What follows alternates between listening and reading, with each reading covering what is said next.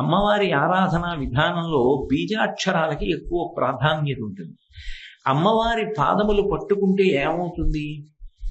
అసలు అమ్మవారు మనని లక్ష్యం వైపుగా నడిపించడంలో ఆమె ఎటువంటి అనుగ్రహాన్ని మన మీద వర్షిస్తుంది అన్న విషయంలో శ్రీ విద్యా తంత్రం మనకి కొన్ని విశేషాల్ని వివరిస్తుంది. ఆ శ్రీచక్రం చుట్టూ అనేక మంది కన్యలు నిలబడి పాటలు పాడుతూ వాద్యాలు మ్రోగిస్తూ ఆవిడ్ని సంతోష పెడుతూ ఉంటారు.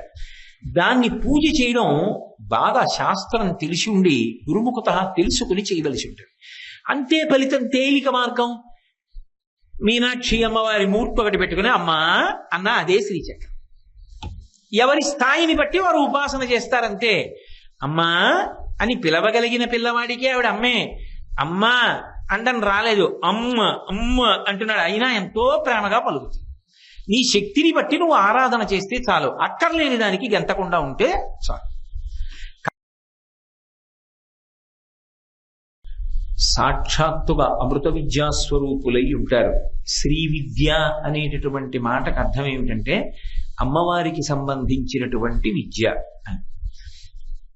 అమ్మవారికి సంబంధించినటువంటి ఉపాసన అంటే దగ్గరగా కూర్చునుట అన్నదానికి అర్థం భౌతికంగా ఏదో దగ్గరగా వెళ్ళి కూర్చోవడం అని కాదు. ఆవిడ్ని మనసులో పట్టుకునేటటువంటి విధానం, ఆమె యొక్క వైభవం, ఆమెని ఎలా ఆరాధన చేస్తారు, దానివల్ల వచ్చే ఫలితం ఎలా ఉంటుంది, ఆవిడ యొక్క కారుణ్యం ఎలా ఉంటుంది, ఈ విషయాలన్నిటినీ కూడా మొట్టమొదట లోకానికి అందచేసిన వాడెవరు అంటే నందీశ్వరుడు. మనుశ్చంద్ర కుబేరశ్చలోపాముద్రా చ మన్మద అగస్తీరగ్ని సూర్యశ్చ ఇంద్రస్కంధ శివస్తథ క్రోధభట్టారకో దేవ్యా ద్వాదశామి ఉపాసకాః అని అమ్మవారికి 12 మంది అత్యంత ప్రియమైన భక్తులు, అంటే అమ్మవారి యొక్క ఉపాసన బాగా తెలిసిన వాళ్ళు అంత గొప్పగా ఉపాసన చెయ్యగలగడానికి కారణం అమ్మవారికి సంబంధించిన విషయాలన్నింటినీ కూడా మొట్టమొదట భూలోకంలో ప్రకాశింపచేసిన వాడెవరు అంటే నందీశ్వరుడు. అందుకే లలితా సహస్రనామ స్తోత్రంలో నంది విద్య, నటేశ్వరి అని నామాలు ఉంటాయి. నంది విద్య అంటే నందీశ్వరుడు భూలోకమునందు అమ్మవారికి సంబంధించిన విద్యని ప్రచారం చేసి ప్రకాశింపచేశాడు కనుక ఆ విద్యకి ఆయన పేరు మీదుగా నంది విద్య అని పేరు వచ్చింది. అటువంటి శ్రీ విద్య అమ్మవారి యొక్క తంత్రం గురించి చెప్తుంది. అంటే అమ్మవారి యొక్క ఆరాధనా విధానాన్ని గురించి మాట్లాడుతుంది. అమ్మవారి ఆరాధనా విధానంలో బీజాక్షరాలకి ఎక్కువ ప్రాధాన్యత ఉంటుంది. అమ్మవారి పాదములు పట్టుకుంటే ఏమవుతుంది? అసలు అమ్మవారు మనని లక్ష్యం వైపుగా నడిపించడంలో ఆమె ఎటువంటి అనుగ్రహాన్ని మన మీద వర్షిస్తుంది అన్న విషయంలో శ్రీ విద్యా తంత్రం మనకి కొన్ని విశేషాల్ని వివరిస్తుంది. చిట్ట చివరికి అద్వైత మోక్షాన్నే అంగీకరిస్తుంది. శ్రీ విద్యా సంప్రదాయంలో కూడా అద్వైతంలో ఎలా ప్రతిపాదించారో అలాగే ప్రతిపాదిస్తారు. కానీ సిద్ధాంతరీత్యా అద్వైత సిద్ధాంతానికి శ్రీ విద్యా సిద్ధాంతానికి ఒక చిన్న విషయంలో మాత్రమే తేడా ఉంటుంది. అద్వైతం వివర్త సిద్ధాంతం మీద ఆధారపడి ఉంటుంది. వివర్త సిద్ధాంతం అంటే అసలు ఈ జగత్తంతా కూడా మాయ, అది భగవంతుని యందు ఆరోపింపబడింది తప్ప దానికి అస్తిత్వము లేదు అంటుంది అద్వైతం. మీకు కొంచెం అర్థమయ్యేట్టు చెప్పాలంటే అద్వైత సిద్ధాంతంలో ఎప్పుడూ వాడేటటువంటి ఉదాహరణ, అక్కడ ఒక తాడు ఉందనుకోండి, చీకట్లో నేను ఆ తాడు చూసి పాము అనుకున్నాను అనుకోండి, అనుకున్న ఉత్తర క్షణంలో నాలో భయం కలుగుతుంది, చెమట పడుతుంది, ఉద్వేగం కలుగుతుంది. కానీ అది నిజమునకు తాడు పాము కాదు. కానీ లేని పాము ఉన్నట్టుగా దేని మీద ఆరోపింపబడింది? తాడు మీద ఆరోపింపబడింది. నిజానికి అక్కడ పాము లేదు. ఉన్నట్టుగా కనపడడానికి కారణం ఏది అంటే తాడు లేనినాడు అసలు పాము కూడా కనపడదు. అసలు పరబ్రహ్మమన్నది ఉంది కాబట్టి ఆ పరబ్రహ్మము మీద జగత్తు ఆరోపింపబడింది తప్ప అసలు జగత్తుకి సత్యమైనటువంటి ఉనికి లేదు, అది మాయ అని అద్వైత సిద్ధాంతం ప్రతిపాదిస్తుంది. కానీ శ్రీ విద్యా సంప్రదాయంలో కించిత్ భేదం ఉంటుంది. ఆ కించిత్ భేదంలో ఏమిటంటే మీకు తేలిగ్గా పట్టుకోవాలంటే దానికి కూడా ఒక ఉదాహరణ రీత్యా నేను ప్రతిపాదిస్తే మీరు పట్టుకుంటారు. ఏదో ఒక కొలను ఉందనుకోండి, సూర్యబింబం ప్రకాశిస్తోంది ఆకాశంలో. ఇప్పుడు ఆ సూర్యబింబం యొక్క ప్రతిబింబం ఆ కొలనులో పడింది. ఇప్పుడు కొలనులో ఉన్నటువంటి ప్రతిబింబం నిజమైనటువంటి సూర్యబింబమా? కాదు. అది సూర్యబింబం యొక్క ప్రతిబింబం. అది నిజంగా మాత్రం లేదు. అది ఉంది కాబట్టి ఇది ఉంది. కానీ శ్రీ విద్యా సంప్రదాయంలో ఏమంటారంటే దానికి కూడా కొంత ఉనికి ఉంది, అది కూడా కొంతవరకు సత్యం. ఎందుకని అంటే అది ఎలా ఉందో అలా ఇది కూడా నీటిలో ప్రతిఫలించి కనపడుతోంది అంటారు. అందుకని ఆ ఒక్క చిన్న తేడా తప్ప ఇంచుమించుగా శ్రీ విద్యా సిద్ధాంతం అద్వైత సిద్ధాంతానికి చాలా దగ్గరగా జరిగి ఉంటుంది. శ్రీ విద్యా సిద్ధాంతము, ఆ శ్రీ విద్యా స్వరూపము ఎవరు అంటే అమ్మవారే. అమ్మవారి యొక్క పాదములు పట్టుకుంటే వచ్చేటటువంటి గొప్ప ప్రయోజనం ఏమి అంటే కదలికలు అన్నీ కూడా నియంత్రింపబడతాయి. మీరు ఒక్కటి జ్ఞాపకం పెట్టుకోండి, అసలు కదలిక అన్నది లేకుండా ఏదీ ఉండదు. కదలిక లేని నాడు పరిణతి ఉండదు. ఈ భూమి కదులుతోంది, సూర్యచంద్రుల యొక్క గమనం ఉన్నది, అలాగే అణువులన్నీ కదులుతున్నాయి, మనలో ఉన్నటువంటి మనస్సు కదులుతోంది, ఇంద్రియములు కదులుతున్నాయి, రక్తం కదులుతోంది, మనం కదులుతున్నాం. ఇవి కదలలేదనుకోండి అసలు ప్రయోజన సిద్ధి కలుగుతుంది అని చెప్పడం చాలా కష్టం. కానీ ఈ కదలికలు విచ్చలవిడితనాన్ని పొందకూడదు. ప్రత్యేకించి వ్యక్తిపరంగా ఆలోచించండి. సూర్యచంద్రుల యొక్క గమనము, నక్షత్ర మండలము, భూమి తిరగడం సరే, అది అలా పక్కన పెట్టండి. మనిషికి సంబంధించినంత వరకు కదలికల యొక్క అవసరంలో నియంత్రణ అన్నది ఒకటి అవసరం అవుతుంది. అంటే మీరు దాని గురించి కొంచెం బాగా సమగ్రంగా తెలుసుకోవాలి అంటే చూడండి, మనసులో ఒక కదలికకి కోరిక అని పేరు. మనసులో ఒక సంకల్పం కలిగింది, నేను ఇది పొందితే బాగుండు అని అనిపించింది, అది ఒక కోరిక. ఆ కోరిక ఎందుకు వస్తుంది? మనసు కదిలితే వస్తుంది. ఇప్పుడు ఆ వచ్చినటువంటి కోరిక తీరింది అనుకోండి, నేను సంతోషంగా ఉన్నాను, నేను సుఖం పొందాను, నాకు ఆ కోరిక తీరింది అంటాం. అయితే మీరు ఒకటి ఆలోచించండి, సర్వాభీష్ట ఫలప్రదాం అని ఒక నామం ఉంది అమ్మవారికి ముందు శ్లోకంలో. సర్వాభీష్ట ఫలప్రదాం అన్న మాటకు అర్థం ఏమిటి? అన్ని అభీష్టముల యొక్క ఫలితాన్ని ఆవిడ తీరుస్తుంది, అది దాని అర్థం. అంటే అలా కోరుతూ ఉండండి, జీవితంలో ఆవిడ తీరుస్తూ ఉంటుంది అని శంకర భగవత్పాదులంతటి మహాజ్ఞాని జగద్గురువు ప్రతిపాదన చేస్తారా? అలా అర్థం చేసుకోకూడదు. ఎందుకని అంటే మనిషికి పటుతరమైనటువంటి స్థితి శరీరం ఎలా ఒక కాలమునందు ఉంటుందో, ఒక కాలంలో బలంగా ఉంటాడు, ఒక వయసు వచ్చిన తరువాత బలం తగ్గిపోతుంది. అలా కోరిక కూడా మారవలసిన అవసరం ఉంటుంది. అసలు కోరికలు లేకుండా ఉండడం సాధ్యమని ఎక్కడా శాస్త్రం అంగీకరించదు.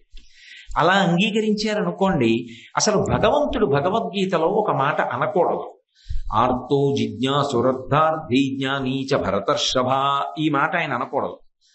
ఆర్తి కలిగిన వారు, అర్థార్థి డబ్బు కోరుకున్నవాడు, జిజ్ఞాసువు అంటే యథార్థమైనటువంటి సత్యాన్ని ఆత్మని తెలుసుకోవాలనుకుంటున్నవాడు, జ్ఞాని తెలుసుకున్నవాడు కూడా నన్నే ఆశ్రయించుచున్నాడు. అంటే భగవంతుణ్ణి ఆశ్రయిస్తారు. జనులకు కోరికలు ఉంటాయి, ఆ కోరికలు తీరడానికి నన్ను అడగకపోతే ఎవరిని అడుగుతారు? వాళ్ళు నన్ను అడగడం తప్పు కాదు, వాళ్ళు నన్ను అడుగుతారు, నేను తీరుస్తూ ఉంటాను కూడా అని భగవంతుడే అంగీకరించాడా? అంగీకరించలేదా? అంగీకరించాడు. కాబట్టి కోరికలు ఉండకూడదు అన్న సిద్ధాంతం అన్ని వేళలా సాధ్యం కాదు. కానీ ఆ కోరిక ఏది అయి ఉండాలి అంటే అవసరమై ఉంటే పరిణతి. నేను అన్న మాట మీరు పట్టుకున్నారో లేదో మరి. అది నాకు అవసరమైనది అనుకోండి, నేను భగవంతుడికి విజ్ఞాపన చేశాను అనుకోండి, అది పరిణతి. నాకు అమ్మ బాగా చదువు రావాలి అని నేను విద్యార్థిగా ఉండగా కోరుకున్నాను, అది నాకు అవసరం. నాకు ఒక వయసు వచ్చిన తరువాత అమ్మ నన్ను అనుగమించేటటువంటి ధర్మపత్ని నాకు కావాలి, అది నాకు అవసరం. నాకు పెళ్ళయ్యాక అమ్మ నా వంశం నిలబడాలి, నాకు కొడుకు పుట్టాలి, అవసరం. అమ్మ నేను కన్యాదానం చెయ్యాలి, నాకు కూతురు కావాలి, అవసరం. అమ్మ నేను ఒకరి దగ్గర చెయ్యి చాపకుండా నాకు అన్నవస్త్రములు ఉండడానికి ఇల్లు లభించాలి, అది నాకు అవసరం. అమ్మ నా పిల్లలు వృద్ధిలోకి రావాలి, వాళ్ళు క్షేమంగా ఉండాలి, అవసరం. ఇవి అవసరములు అంటారు. అవసరమైనవి కోరికలు కాకుండా ఉండడం అసలు సాధ్యం కాదు. అసలు మీరు ఏ కోరిక పెట్టుకోకండి అని నేను అన్నాను అనుకోండి, అసలు అది ఆచరణాత్మకమా మీరు ఆలోచించండి. చెప్పాలన్న కోరిక నా కోటి, వినాలన్న కోరిక మీ కోటి లేకపోతే అసలు ఈ సభ ఎక్కడిది? అసలు ఈ సభే లేదుగా. ఆ కోరిక ఉండబట్టే కదా. ఇదేదో చెప్పాలి, నాకు వచ్చినంత వరకు, నాకు తెలిసినంత వరకు, అమ్మ నాకు ప్రకాశింపచేసినంత వరకు నేను చెప్దాం అని నాకు కోరిక ఉంది. ఆయన పాపం ఏదో చెప్పడానికి ప్రయత్నిస్తున్నాడు. ఆయన చెప్పిన గంటన్నరలో ఒక్క వాక్యమైనా మనకు పనికి వచ్చేది ఉండదా? మిగిలింది ఎంత రొట్టైనా అని మీరు ప్రేమతో, ఆర్తితో, కోరికతో మీరు వస్తున్నారు. ఇప్పుడు మన ఇద్దరికీ కూడా కోరిక ఉంది కాబట్టి సభ ఏర్పడింది. కోరిక లేకుండా ఉండడు మనిషి, కానీ కోరిక అవసరమై ఉన్నదనుకోండి, అది పరిణతి. అంటే వెళ్ళవలసిన మార్గంలో వెడుతున్నాడు అని గుర్తు. ఒకటి అడిగేటప్పుడు ప్రశ్నించుకుంటున్నాడు అనుకోండి, ఇది నాకు అవసరమేనా అని ప్రశ్నించాడు అనుకోండి, అవసరమని మిమ్మల్ని మీరు సరిపెట్టేసుకోకూడదు. ఇది నాకు అవసరం అండి, అయ్య బాబోయ్ ఇంకా నేను సంపాదించకపోతే ఎలా, ఇంకా సంపాదించాలి, ఇంకా సంపాదించాలి కాదు. ఒక వయసు వచ్చిన తరువాత నా పిల్లలకి పెళ్లిళ్ళు చేసేసానా, వాళ్ళ సంసారం వాళ్ళు చేసుకుంటున్నారా, వాళ్ళకి ఇప్పుడు కర్తృత్వాధికారం ఉన్నదా, వాళ్ళ ఇంట్లో శుభకార్యం అయితే వాళ్ళు పీటల మీద కూర్చుంటారా, వాళ్ళ పని వాళ్ళు చేసుకుంటారా, ఇంకా నేను ఇంటికంత అతిగా దాని గురించి ఆలోచించడం. అంటే ఇప్పుడు నా అవసరం మారాలి. ఏమిటి నా అవసరం అవ్వాలి? దస్సిపోతున్నటువంటి నా శరీరం, లోపల ఉన్న మనసు ఉత్సాహంతో భగవంతుని యందు ఉంచుకోవాలి. ఎందుకని అంటే నేను ఆలోచించవలసిన వాడు, నేను ఎవరి గురించి కోరిక కోరాలో అటువంటి వాడు ఒకడు ఉన్నాడు. వాడికి సంబంధించిన అవసరం ఒకటి నాకుంది. ఎవరు వాడు? జీవుడు. నా భార్య కావాలని ఆలోచించాను, నా బిడ్డలు కావాలని వాళ్ళ గురించి ఆలోచించాను, అన్నదమ్ముల గురించి ఆలోచించాను, అక్క చెల్లెళ్ళ గురించి ఆలోచించాను. కానీ 50 సంవత్సరాల వయసు దాటిపోయింది. ఇప్పుడు నేను నా జీవుడి గురించి కూడా ఆలోచించుకోవాలి. ఎందుకంటే నిత్యమా జీవితము నీటిపై బుగ్గ అయిపోతోంది కదూ, ప్రాయం అయిపోతోంది. ఏమో ఎప్పుడు బుడగ బద్దలవుతుందో. కానీ జీవుడు మాత్రం ఈ శరీరాన్ని విడిచిపెట్టిన తరువాత ఇంకొక శరీరాన్ని కూడా పొందుతాడు కదూ. మరి ఆ శరీరానికి కూడా భార్య బిడ్డలు ఉంటారు కదూ, అప్పుడు కూడా అవసరాలు ఉంటాయి కదూ. ఆ అవసరాలు తీరడానికి పుణ్యం ఉంటేనే కదూ తీర్చడం కుదురుతుంది. అందుకని నేను ఈ జీవుడి గురించి కొంత పుణ్యం చెయ్యాలి. అంటే నేను సంపాదించినది బిడ్డల కొరకు, భార్య కొరకు ఎలాగో నా జీవుడి కొరకు అని నేను కొంత ఖర్చు పెట్టాలి. నా జీవుడి కొరకు అని నేను కొంత సమయాన్ని వెచ్చించాలి. నా జీవుడి కొరకు అని నా శరీరాన్ని భగవత్ సేవలో తరింప చేసుకోవాలి. ఇది కోర్కే అన్న పేరుతో అవసరాన్ని గుర్తించుకుని కదలికలు ధర్మబద్ధమైతే, ధర్మబద్ధమైన కదలికల యొక్క చిట్ట చివరి స్థితి ఏది అంటే ఏ కదలికలు లేకుండా నిలబడిపోయినటువంటి స్థితి. ఈ కదలికలన్నీ కూడా శక్తి అంటారు. మీరు ఎప్పుడైనా చూడండి, ఎక్కడైనా ఏదైనా కదిలిందనుకోండి, ఆ కదిలితే దానికి శక్తి కారణమై ఉంటుంది. చూడండి, ఇప్పుడు అకస్మాత్తుగా ఇవి పని చేయడం మానేసి దీపాలన్నీ ఆరిపోయి ఆ తిరుగుతున్నటువంటి ఆ ఫ్యాన్ ఆగిపోయింది అనుకోండి, వెంటనే ఏమంటాం? పవర్ పోయిందండి అంటాం. పవర్ అంటే శక్తి. శక్తి పోయిన నాడు ఇవన్నీ నిరుపయోగములు. కదలికలు అంటే కన్ను చూడగలిగినప్పుడు, చెవి వినగలిగినప్పుడు, నోరు పలకగలిగినప్పుడు, శరీరంలో శక్తి ఉన్నప్పుడు, నీవు ప్రయత్నపూర్వకంగా ధర్మాన్ని ఆశ్రయించి, భక్తిని ఆశ్రయించి అవసరమైన దానిని గుర్తించుకుంటుండు ఎప్పటికప్పుడు. ఎప్పటికి నీకు ఏది అవసరమో ఆ అవసరాన్ని గుర్తించడంలో వైకల్యాన్ని పొందవద్దు. అసలు నీ అవసరం ఏమిటి నీకు తెలియకపోతే అది ప్రమాదానికి ఎడుతుంది. ఇప్పుడు నాకేది అవసరం అన్న దాంట్లో నాకు స్పష్టత లేదనుకోండి, నేను ఇల్లు కట్టుకోవాలనుకుంటున్నాను. ఎందుకు అంటే 2 ఇళ్ళు ఉంటే పనికొస్తాయి. రేపు పొద్దున్న ఎక్కువ డబ్బు వస్తే ఏం చేస్తావు? కొడుకు ఎడుతుంది. అందుక కాదు, ఇంకొక ఇల్లుంటే నేను బాగా భగవదనుష్ఠానం చెయ్యాలి, దానికి ఇప్పుడు ఉన్నది నాకు సౌకర్యంగా లేదు అన్నాను అనుకోండి, నాకు ఈ వయస్సులో ఆ కోరిక ఏర్పడడంలో ఒక స్పష్టత ఉన్నది. నీకు ఎప్పుడు ఏది కావాలని మనసు చెప్తోందో ఆ అడుగుతున్నటువంటిది అవసరమా, ఇది నియంత్రించుకుని నిర్ణయించుకోగలిగినటువంటి శక్తి ఉండాలి. అది మొదటి కదలిక. అది మనసుని నియంత్రిస్తే తప్ప అవసరాన్ని కోరికగా చెప్పడం అనేటటువంటి అలవాటు అది వదిలిపెట్టదు. లేకపోతే ఏమవుతుందో తెలుసా, ఎంత వయస్సు రానివ్వండి, అది అర్థం లేని కోరికలను అలా ప్రతిపాదిస్తూనే ఉంటుంది. అప్పుడు అవి బంధనములు అవుతాయి, పాడు చేసేస్తాయి, సమయాన్ని వృధా చేస్తాయి. అందుకే అసలు శాస్త్రం కాని పెద్దలు కాని కోర్కెలు కోరవద్దని చెప్పలేదు, అదే పనిగా కోర్కెలు కోరకండి అని. ఎందుకంటారంటే అలా కోరుకుంటూ పెడితే నీ అవసరాన్ని దాటి అనవసరంగా నీ సమయాన్ని పాడు చేసేసుకుంటావు. ప్రతిదానికి ఒక సమయం అన్నది ఒకటి ఉంది కదండి. దీపం ఉండగా ఇల్లు చక్కబెట్టుకో అన్నట్టుగా జీవితము అన్నదానికి కూడా ఒక నియతి ఉంది కదూ, దానికి కూడా ఒక సమయం ఉంది కదూ. మన కళ్ళ ముందు ఎన్నో ప్రాణులు కనపడుతున్నాయి, కుక్కలు కనపడుతున్నాయి, పందులు కనపడుతున్నాయి, లేకపోతే కోతులు కనపడుతున్నాయి, చీమలు కనపడుతున్నాయి, దోమలు కనపడుతున్నాయి. వేటికి కర్మాధికారం లేదు. శారదా నవరాత్రులు వస్తున్నాయని తెలుసుకోవలసిన ఉత్సాహం లేదు. మీనాక్షి పంచరత్నం వినగలిగిన అధికారం లేదు. మీనాక్షి పంచరత్నం చదవగలిగిన అధికారం లేదు. అందులో ఉన్న ప్రాణి మనని చూస్తే ఏమనుకుంటుంది, ఎంత అదృష్టవంతులరా వీళ్ళు, ఇలా కూర్చుని మీనాక్షి పంచరత్నం చదువుకుంటున్నారు, నేను అలా చదవలేనే, నేను అలా వినలేనే, నాకు అర్థం కాదే, నాకేం తెలియదే. వీళ్ళు తరించగలరు, వీళ్ళకి అవకాశం ఉంది, నాకు లేదని ఏడుస్తుంది. మరి అంత గొప్ప ఉపాధిలోకి వచ్చినప్పుడు అవసరం అనేటటువంటి దాన్ని ఏ వయస్సునందు ఏది అన్నదాన్ని నిర్ణయించుకోగలిగినటువంటి స్థితి ఉండాలి కదా. పూర్వం రాజ్యాల్ని పరిపాలించినటువంటి చక్రవర్తులు ఉన్నారు. అటువంటి చక్రవర్తులు భోగభాగ్యాలతో అంతఃపురాలలో ఉండలేక ఒక వయస్సు వచ్చేటప్పటికీ కొడుక్కి యవరాజ్య పట్టాభిషేకం చేసేసి తాను తన ధర్మపత్నితో కలిసి వానప్రస్థానికి వెళ్ళిపోయాడు మహారాజు.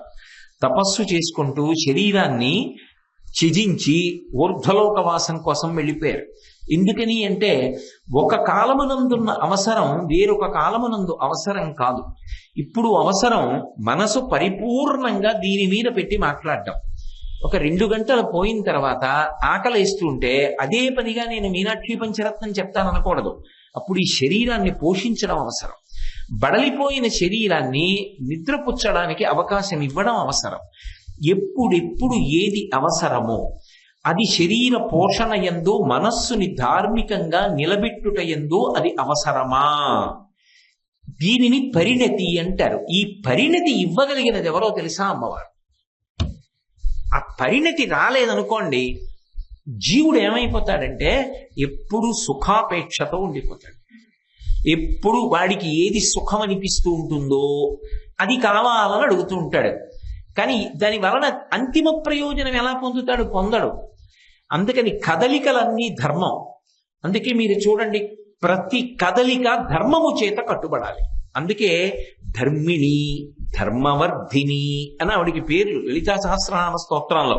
ఆవిడే ధర్మము యొక్క స్వరూపం, ఆమెయే ధర్మమును వృద్ధి చేస్తుంది. నా ఉత్సాహం అంతా దేని మీద ఉండాలంటే ధర్మానుష్ఠానమునంత ఉండాలి.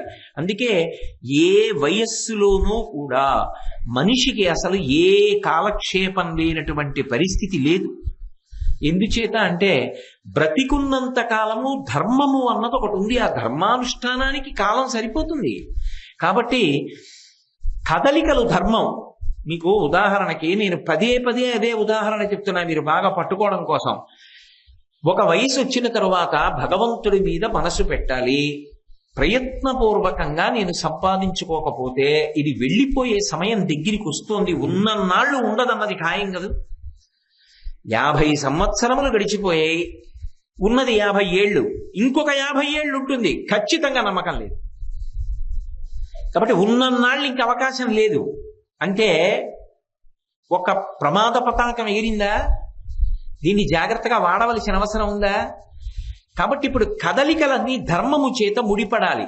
ఇప్పుడు కాదు, ఎప్పుడు. అది చిన్నప్పటి నుంచి కదలిక అనేటటువంటిది ధర్మంతో ముడిపడడము అన్న మాటకు అర్థం ఏంటంటే ధర్మము ఇది అని ఎవరు చెప్పాలి? అది చెప్పడానికి అధికారం వేదానికి ఒక్కదానికే ఉంటుంది. శృతి ప్రమాణము. శృతి లేకపోతే స్మృతి, స్మృతి తెలియకపోతే అప్పుడు పురాణము, పురాణము కూడా లేకపోతే శిష్టాచారము, శిష్టాచారం కూడా లేకపోతే అంతరాత్మ. ఈ 5 ప్రమాణాలు. ఈ 5 ప్రమాణములను అనుసరించి ధర్మమునకు కట్టుబడి బ్రతకాలన్నది ప్రధానమైన కోరిక కావాలి. అప్పుడు నేను ఏ కోరిక లోపల నుంచి కోరుతున్నా, నేను ఏ పని చేస్తున్నా, ఏది మాట్లాడుతున్నా అది ధర్మమునకు కట్టుబడిందా అన్నది చూసుకుంటూ ఉంటాను. ఉదాహరణకి ఏదో నాకు పెళ్ళి అవ్వాలి అని ఒకప్పుడు కోరిక పుట్టింది. అది ఆ వయస్సుకి ధర్మమా? ధర్మం. నేను తండ్రి గారి ముందు నించున్నాను, నా ఇష్టం వచ్చినట్టు కాళ్ళాడిస్తూ కూర్చోవచ్చా? తండ్రి దైవం, ఆయన ముందు కూర్చున్నప్పుడు ఓ మర్యాద, ఆయనకో నమస్కారం చేయడం, ఆయనతో ఓ గౌరవంగా మాట్లాడడం, ఆయన చెప్పింది నేను ఎక్కువ వినడం ఉంటుందా? తండ్రి దగ్గర కొడుకుగా బతకడం ధర్మం. భార్య దగ్గర భర్తగా ఆమెని తరింప చేయడానికి నా చిటికిన వేలు పట్టుకున్నందుకు దాని జీవుడికి కొంత పుణ్యం పడేటట్టుగా దాన్ని నాతో కలుపుకోవడం ధర్మం. దేశము కాలము ఈ రెండిటినీ బట్టి మీరు ఎక్కడ ఉన్నారు, ఎవరి ముందున్నారు, ఏ సమయంలో ఉన్నారు అన్న దాన్ని బట్టి ధర్మం మారిపోతూ ఉంటుంది. ఈ ధర్మాన్ని అనుగ్రహించి అమ్మవారు నడుపుతుంది. తద్విరుద్ధంగా జీవితం వెళ్ళిపోతుంది అనుకోండి, మనం అమ్మవారి పాదములను గట్టిగా పట్టుకున్నాం అనుకోండి, అమ్మా అని ఒక్కసారి పిలిచి నువ్వు నాకు దిక్కు అన్నాం అనుకోండి, శరణాగతి చేశామనుకోండి, ఆవిడ జోక్యం చేసుకుంటుంది. ఆవిడ శక్తి కదూ, మన కదలికలన్నీ ఆవిడే. కాబట్టి ఈ ప్రతి కదలిక కూడా అధర్మం వైపుకు వెళ్లకుండా ఆవిడ నిగ్రహిస్తుంది. నిగ్రహించి నిగ్రహించి నిగ్రహించి ఏం చేస్తుందంటే కదిలి కదిలి కదిలి కదిలి కదిలి కదిలి ఈ కదలికలన్నీ కదలిక లేని స్థితికి వెళ్ళిపోయేటట్టు చేసేస్తుంది. అది శివుడు. మీకు బాగా అర్థం అవ్వాలంటే ఒక కోనేరు ఉంది, నేను ఆ కోనేటి దగ్గరికి వెళ్ళి నీళ్లు తాగుదామని నించున్నాను ఒడ్డున. బా ఎంత గొప్పగా ఉందిరా, ఒక్క తరంగం లేదు, అద్దం పెడితే ఎలా ఉంటుందో అలా ఉంది. అడుగున ఉన్నటువంటి తామర పువ్వు యొక్క తూడు కూడా కనపడుతోంది. ఎంత స్వచ్ఛంగా ఉంది, ఒక్క కదలిక లేదు నీటిలో, ఏదో అద్దం బిగించినట్టుంది. కదలికల లేని సరోవరం ఒక అద్దంలా ఉంది. మీరు చూడండి ఒక్కొక్కసారి ఎలా ఉంటుందంటే, ఒక్కొక్క పాత్రలో నీళ్లు ఉన్నాయనుకోండి, అవి స్వచ్ఛమైన జలాలు అయితే అడుగు కనపడుతూ అందులో నీళ్లు లేవనుకుని చటుక్కులు అయితే నీళ్లు పడతాయి. అలా కదలికలు లేని సరోవరం మీరు అలా చూస్తున్నారు. ఇంతలో దాని పక్కన ఒడ్డులో ఉన్నటువంటి చెట్టు మించి ఒక ఎండుటాకు అందులో పడింది. ఆకు పడగానే కొద్దిగా చిన్న తరంగాలు వచ్చాయి, కదిలేయి. ఎక్కడ కదిలేయి? నీటిలోనే కదిలేయి. కదలిన కదలికలన్నీ ఎక్కడ ఆగిపోయాయి? నీటిలోనే ఆగిపోయాయి. ఆగిపోయిన నీరు ఇప్పుడు మళ్ళీ ఏమైంది? ఏ కదలికలు లేకుండా అయిపోయింది. అంటే కదలికల యొక్క చరమ ప్రయోజనం ఏమిటి? కదలికలు లేని శివుడిగా మారిపోవడం, అంటే తాను శివుడైపోవడం. పాశములు తెగిపోయి పశుపతి యందు ఐక్యమవడం. అది చిరంజీవన్ని వక్షపిత పశుపాశ వ్యతికర పరానందావిక్యం రసయతి రసం తద్భజనవాన్ అంటారు శంకర భగవత్పాదులు. అందుకే సౌందర్యలారిలో పశుపాశములు తెగిపోయి నేను బ్రహ్మమన్న జ్ఞానము కలిగి తాను శివుడైపోయేటట్టుగా చేయగలిగినటువంటి తల్లి ఎవరు అంటే ఆమెయే. ఆమె యొక్క అనుగ్రహ శక్తిని, ఆమె కారుణ్యాన్ని తెలుసుకొని ఆమె పాదములను పట్టుకోగలిగినటువంటి అనురక్తి కలగడం ఆ శ్రీ విద్య యొక్క ప్రధాన ప్రయోజనం. కాబట్టి శ్రీ విద్య ఏమి? మోక్ష విద్య.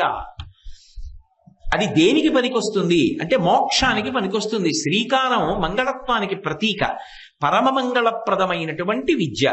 మనకి అన్వయం అయ్యేటటువంటి రీతిలో ప్రధానంగా మనం దాన్ని ఎలా అర్థం చేసుకుంటే మన జీవితాలు అభ్యున్నతి పదంలో నడుస్తాయని ఆలోచించవలసి ఉంటుందో ఆ కోణంలో ఆలోచన చేసినప్పుడు శ్రీ విద్యాం అన్నప్పుడు అమ్మా నీ యొక్క విద్య అంటే నిన్ను గురించి తెలుసుకొనుట.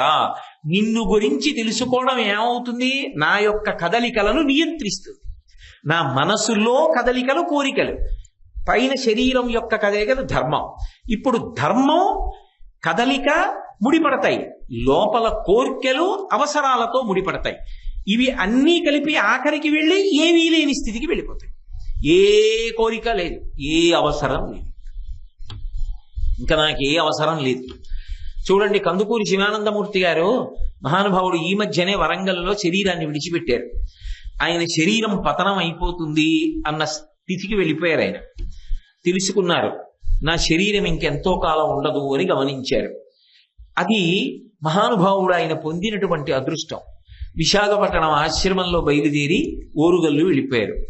ఆయన బహుశా ఇంకొక 2 ఏళ్ల కన్నా నా శరీరం ఉండే అవకాశం లేదు అనుకున్నప్పుడే వరంగల్లో ఆయన ఆశ్రమంలోనే ఆయన శరీరాన్ని ఖననం చెయ్యడానికి కావలసినటువంటి గోతిని ఆయన యొక్క శరీరపు పొడుగు వెడల్పులు బట్టి తవ్వించుకుని సిద్ధం చేసుకున్నారు.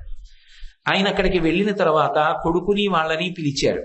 పిలిచి, నిష్కారణంగా నన్ను వైద్యశాలకి తీసుకెళ్లి వైద్యం అవి ఏమీ చేయించకండి, ఇంక ఈ శరీరం బడలిపోయింది, ఇది పొందవలసినవన్నీ పొందింది, ఇంకా దీనికి అవసరాలు ఏం లేవు, దీనితో నేను ఏం చెయ్యగలనో అవన్నీ చేసుకున్నాను, దీనితో చెయ్యగలిగినవి అయిపోయాయి, ఇక ఇది నాతో సహకరించలేదు, దీని శక్తి ఉడిగిపోయింది, ఇది తనంత తాను పడిపోతుంది. ఆ పడిపోయే సమయంలో నేను ధ్యానంలో ప్రవేశిస్తాను, సమాధిలో ఉంటాను. కాబట్టి మీరు నిష్కారణంగా దీన్ని బ్రతికించడం కోసం తీసుకెళ్లి వైద్యశాలలో పెట్టి ఏవేవో మందులు ఎక్కించి అవన్నీ చేయకండి అన్నారు.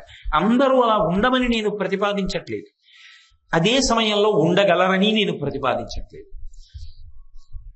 సాక్షాత్తుగా భారత ప్రధానమంత్రి నరేంద్ర మోదీ ఆయనకి ఫోన్ చేశారు. ఆయన శిష్యులు ఎంతో పెద్ద పెద్ద స్థానాల్లో ఉన్నారు, వాళ్ళు వెళ్ళి ప్రార్థన చేశారు. ఆయన ఈ శరీరం పడిపోయే సమయం ఆసన్నమైంది, దానికి ఇక ఓపిక లేదు, దాన్ని నిలబెట్టినా అది నాకు ఏమి చేసి పెట్టలేదు, పాపం దాని కదలికలు నీరసపడిపోయాయి, అది ఏమి చెయ్యలేదు, శరీరంతో ఉంటే చెయ్యవలసిన పనులు కూడా అది చెయ్యలేదు, ఇంకా అందుకని వద్దులేండి, దాన్ని పతనం అవనివ్వండి అన్నారు. అని అలా భీష్మాచార్యుల వారిలా ఉండి ఒక రోజు నా శరీరం పతనం అయిపోయింది. ఆయన సాక్షిగా శరీర పతనాన్ని చూశారు. ఎక్కడ తన శరీరాన్ని ఉంచమని చెప్పారో అక్కడ ఆ శరీరాన్ని నుంచి పూజ చేశారు.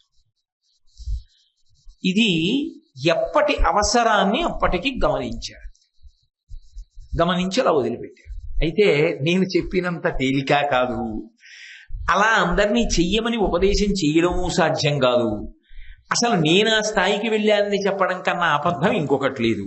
మరి ఎందుకు చెప్తున్నావు అంటే, ఆ అమ్మవారి పాదములను పట్టుకున్న వాడిని మాత్రం ఆ తల్లి అంత గొప్ప స్థితి వరకు తీసుకుని వెళ్ళగలదు. అప్పుడు అటువంటి వ్యక్తికి శాంతి కాక ఇంకేముంటుందండి? ఆయన మనసులో ఏదైనా సంకల్పం కలిగితే అది అవసరం, ఆ అవసరాన్ని మాత్రమే కోరే ఆ భగవతి పాదములు పట్టుకున్న వాడి అవసరాలు ఆవిడ చూడదా? అది సర్వాభీష్ట ఫలప్రదాం. ఆ స్థాయిలో అలా ఇవ్వగలదు, ఆవిడ అనుగ్రహిస్తుంది. దానికి వెనక భక్తి కారణమై ఉంటుంది. ఇది శ్రీ విద్యాం అలా మీరు నేను తెలుసుకుంటే దాని వలన ఎక్కువ ప్రయోజనం ఉంటుంది తప్ప శ్రీ విద్యా తంత్రము, శ్రీ విద్యా రహస్యములు, అందులో ఉండేటటువంటి బీజాక్షరాలు, అందులో ఉండేటటువంటి కూటములు తెలుసుకోవడం వల్ల ప్రయోజనం లేదనేంత మహాసాహసం నేను చెయ్యను. కానీ ప్రాథమికంగా నా స్థాయిలో ఉన్నవాడికి శ్రీ విద్యాం అన్నప్పుడు అలా తెలుసుకుంటే, జగద్గురువుగా శంకర భగవత్పాదులు మీనాక్షి పరదేవతని శ్రీ విద్యాం అని ఎందుకు పిలిచారు అన్న విషయంలో మనం ఆవిడ్ని శ్రీ విద్యాం అని పిలవవలసిన అవసరం ఏమిటో మనకు అవగతమైన నాడు ఆ తల్లి మిగిలిన అవసరాలు మనకేమున్నాయో అవన్నీ ఆవిడికి మనకిస్తుంది.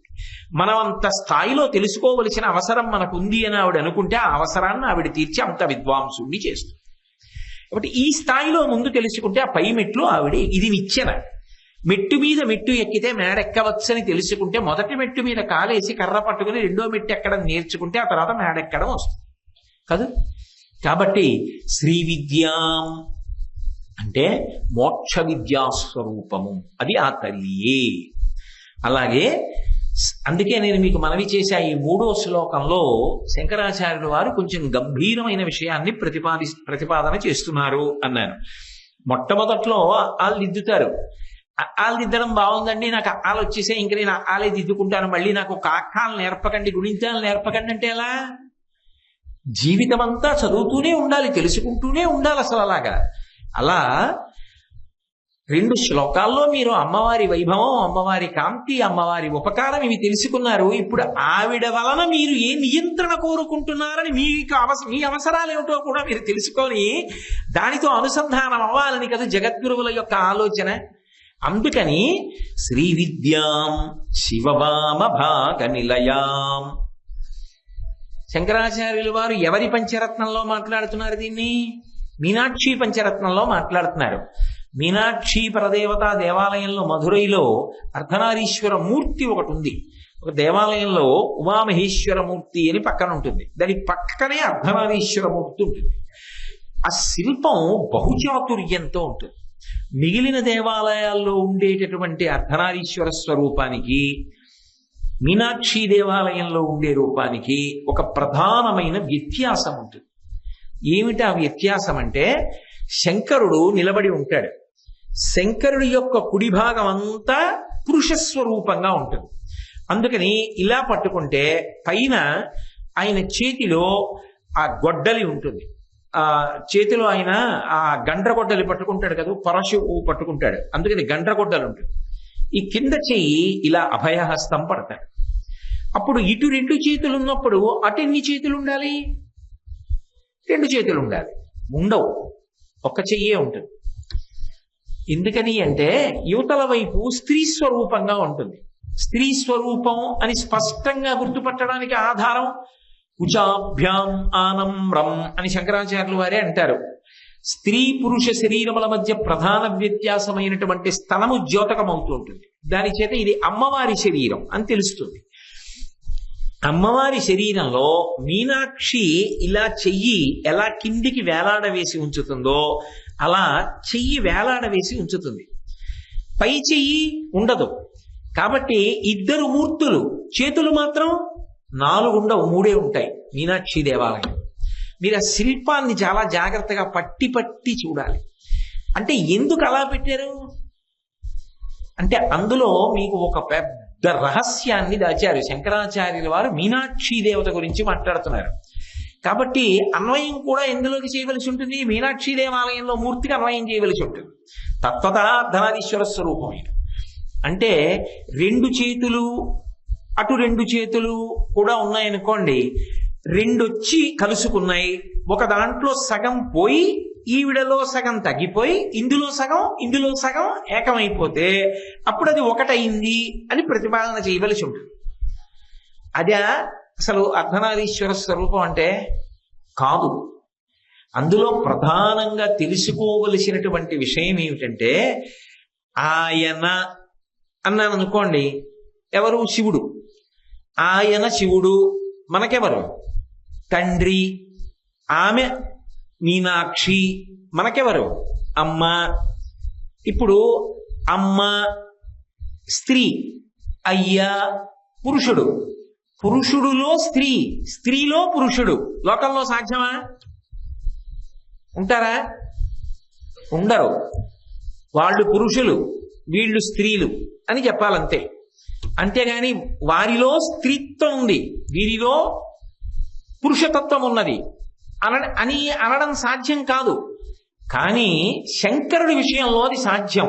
ఎందుకో తెలుసా? అసలు ఆయన ఆవిడ అని 2 ఉండవు. ఆయనలో ఆవిడ, ఆవిడలో ఆయన. ఉన్నది ఆయనే అమ్మగా నిలబడతాడు, ఆమెయే తండ్రిగా నిలబడతాడు తప్ప ఆమెయే అమ్మగానే ఉంటాను అన్న మాట ఉండదు. అందుకే పరిపాలన చేసింది. నేను అయ్యగానే ఉంటాను ఉండదు, అమ్మగా ఉంటాడు. ఒక్కొక్కసారి ఆయన అమ్మగా మారిపోతాడు. ఎందుకని చెప్తున్నానంటే ఈ విషయం మధురైలో ఒక పరమాద్భుతమైనటువంటి విషయం జరిగింది ఒకప్పుడు. మధురై సమీపంలో, అంటే మధురై యొక్క ఆ పొలిమేరలు దాటిపోయిన తరువాత ఒక దట్టమైనటువంటి అరణ్యం ఉంది. నేను మీతో మనవి చేశాను కదా, అదంతా కూడా కదంబవనం ఒకప్పుడు. కాబట్టి ప్రకృతి అందాలకి ఆటపట్టు. ఆ అరణ్యంలో ఒకప్పుడు దేవలోకం నుంచి బృహస్పతి కదిలి వచ్చి, ఆయన గురువు మహానుభావుడు, భగవంతుడి గురించి ధ్యానం చెయ్యాలి, తపస్సు చెయ్యాలి అని సంకల్పం చేసుకొని ఆయన తపస్సు చేస్తున్నాడు. ఆ తపస్సు చేసేటటువంటి సమయంలో మధురై నగరంలో మహదైశ్వర్యవంతులైనటువంటి దంపతులు ఇద్దరు ఉండేవాళ్ళు.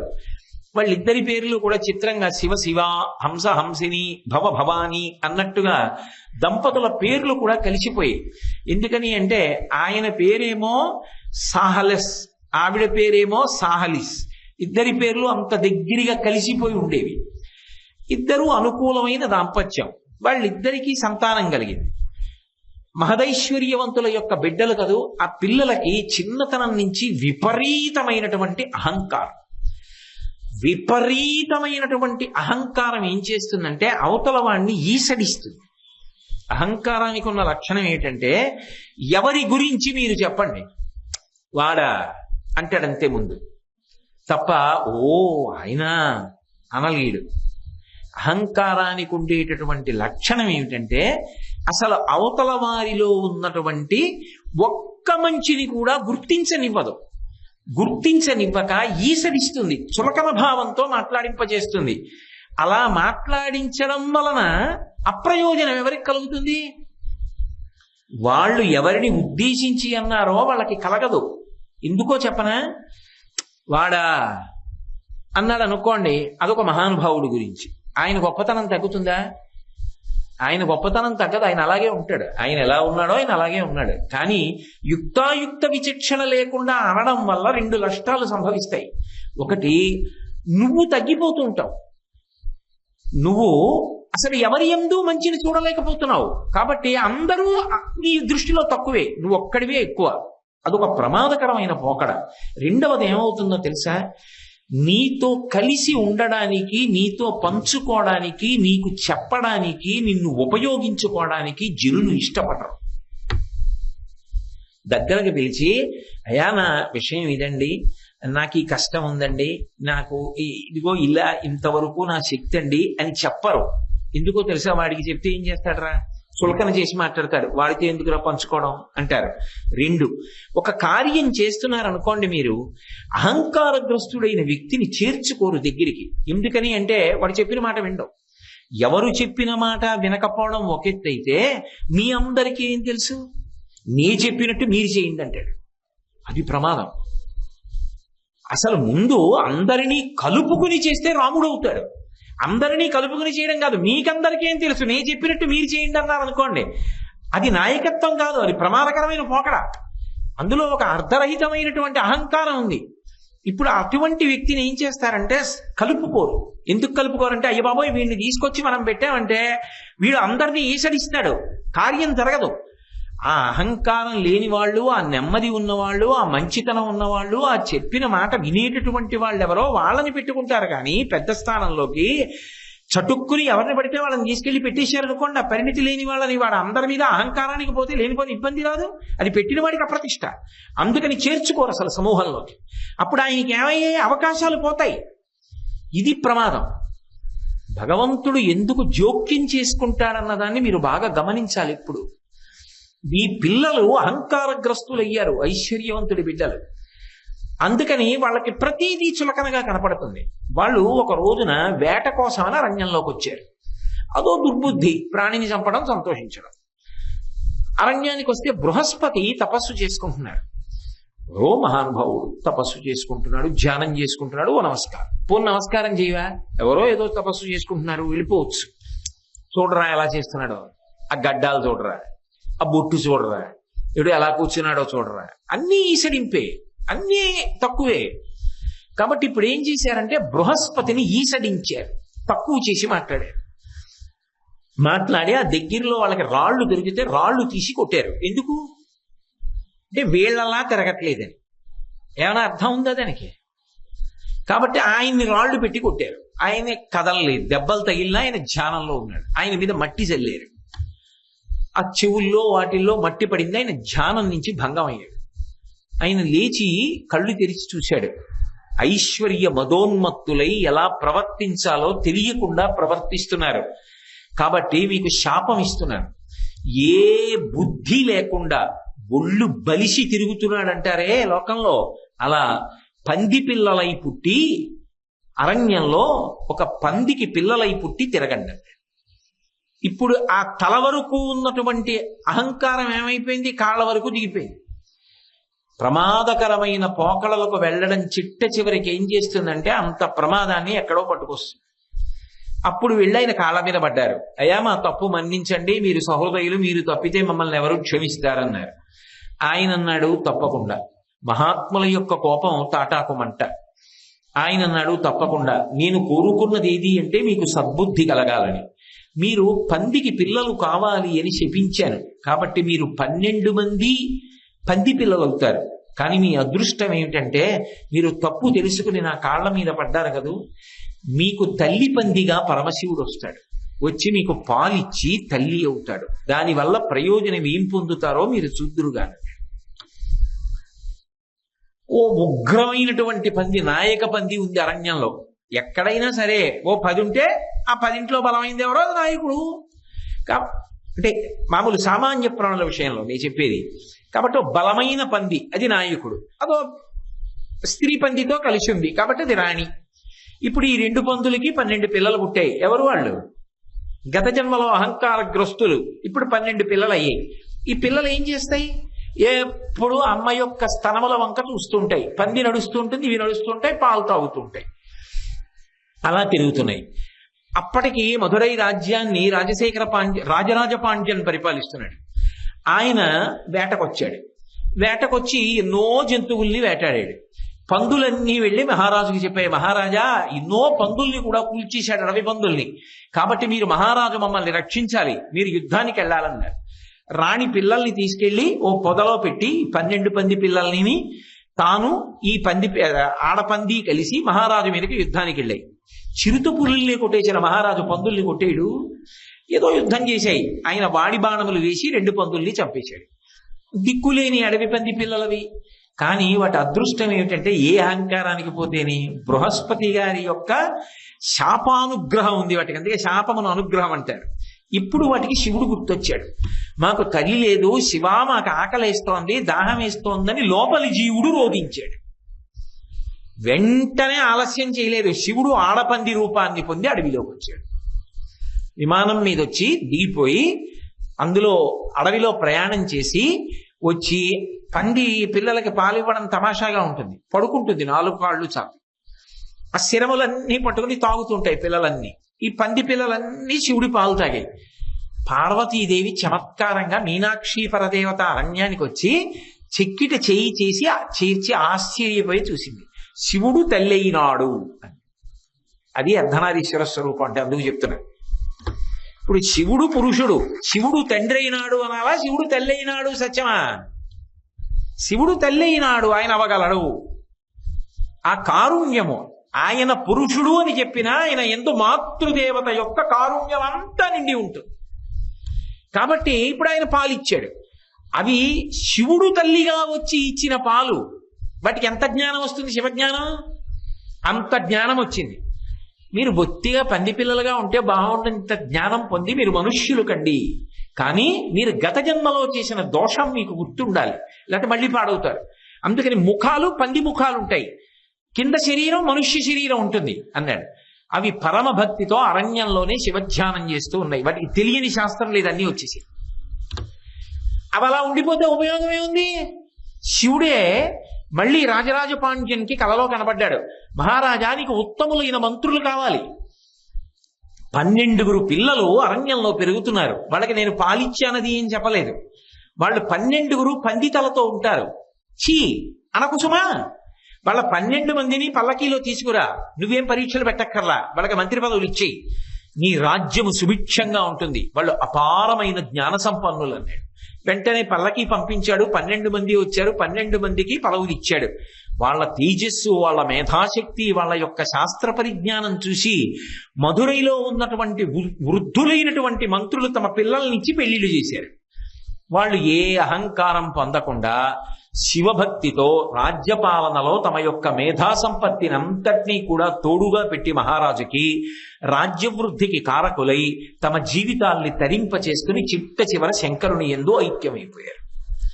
ఇప్పుడు నాకు ఈ లీల చదివిన తరువాత ఒక్కటి చెప్పండి, మీనాక్షి పరదేవతయే ఆ లీలలో ఇవన్నీ మధురైలో చేసి చూపిస్తారు. ఇప్పుడు నేను చెప్పిన ఉన్నాయే ఇవన్నీ మధురైలో చేస్తారు, చేసి చూపిస్తారు అయ్యవారి ముందు అమ్మవారి ముందు. అదో విచిత్రం మధురై క్షేత్రంలో. ఒక్కొక్కసారి ఒక్కొక్క లీల చేసి చూపిస్తుంటారు. 65 లీలలుగా శంకరుడు చేసిన లీలని శంకరుడు ముందు ప్రదర్శిస్తారు మధురైలో. అవి చూడడం కోసం ప్రపంచవ్యాప్తంగా వెడుతుంటారు ఆ రోజుల్లో. ఇప్పుడు మీనాక్షి అమ్మవారు చెక్కిట చెయ్యి చేర్చి ఒక మాట అంది, ఆయన అమ్మ అయినాడు అంది. ఆయన ఆవిడ పరిపాలన చేస్తున్నప్పుడు ఆమె తండ్రి అయినది అన్నాడు. ఆమె తండ్రిలా కాపాడింది. అందుకే భగవంతుణ్ణి ఉద్దేశించి మాట్లాడితే ఓ మాట అంటాం, నువ్వు నాకు తండ్రివి అని వదిలిపెట్టాం, నీవే తల్లివి తండ్రివి అంటాం. అది నాన్నగారి దగ్గరికి వెడితే మీరు మా నాన్నగారు, ఆవిడ మా అమ్మ, ఆ స్థితి ఎవరికి కలగకుండుగాక. ఒకవేళ తల్లి లోటు వస్తే అది జీవితంలో ఇక లోటే తప్ప పూరింపబడదు. కానీ శివుడు ఉన్నాడు, తల్లి తండ్రి కూడా ఉన్నారు, ఆమె ఉన్నది, తల్లి తండ్రి కూడా ఉన్నారు అంటే అసలు ఆమెయే ఆవిడ, ఆవిడే ఆమెయే తప్ప ఆమె ఆవిడ ఇద్దరు లేరు, ఇద్దరు కలిసే ఉన్నారు. అది అర్ధనారీశ్వర స్వరూపం యొక్క తత్వం. ఇది లోకమునకు తెలియడం కోసమని చెప్పి శంకరుడు తన శరీరంలోనే సగం కనపడేటట్టుగా చేశాడు ఆవిడ్ని. అలా సగం కనపడేటట్టుగా అనుగ్రహించి ఇచ్చినటువంటి రూపం ఏదుందో అది మనకి జ్ఞానం కలగాలని. అంతేగాని అలా ఏదో శరీరంలో సగభాగం ఇచ్చాడు అంటే సగం తీసి చెయ్యాలా? అలా సగం తీసేయడం, ఆవిడ్ని నువ్వు సగం వదిలేయి, నువ్వు పూర్తిగా నీ సగం ఏం బాగుంటుంది అందుకని నువ్వో సగం వదిలేసి నేనో సగం, ఈ 2 సగాలు కలిసి రూపం అలా అవుదాం, అలా ఉంటుంది ఆ లోకంలో. దాని తత్వాన్ని పట్టుకోవాలి. ఇప్పుడు మీరు తత్వాన్ని పట్టుకున్నారు. అసలు నిజం చెప్పాలంటే అమ్మగా మీరు చూస్తున్నారనుకోండి, అయ్య కనపడ్డారు. ఎందుకో తెలుసా?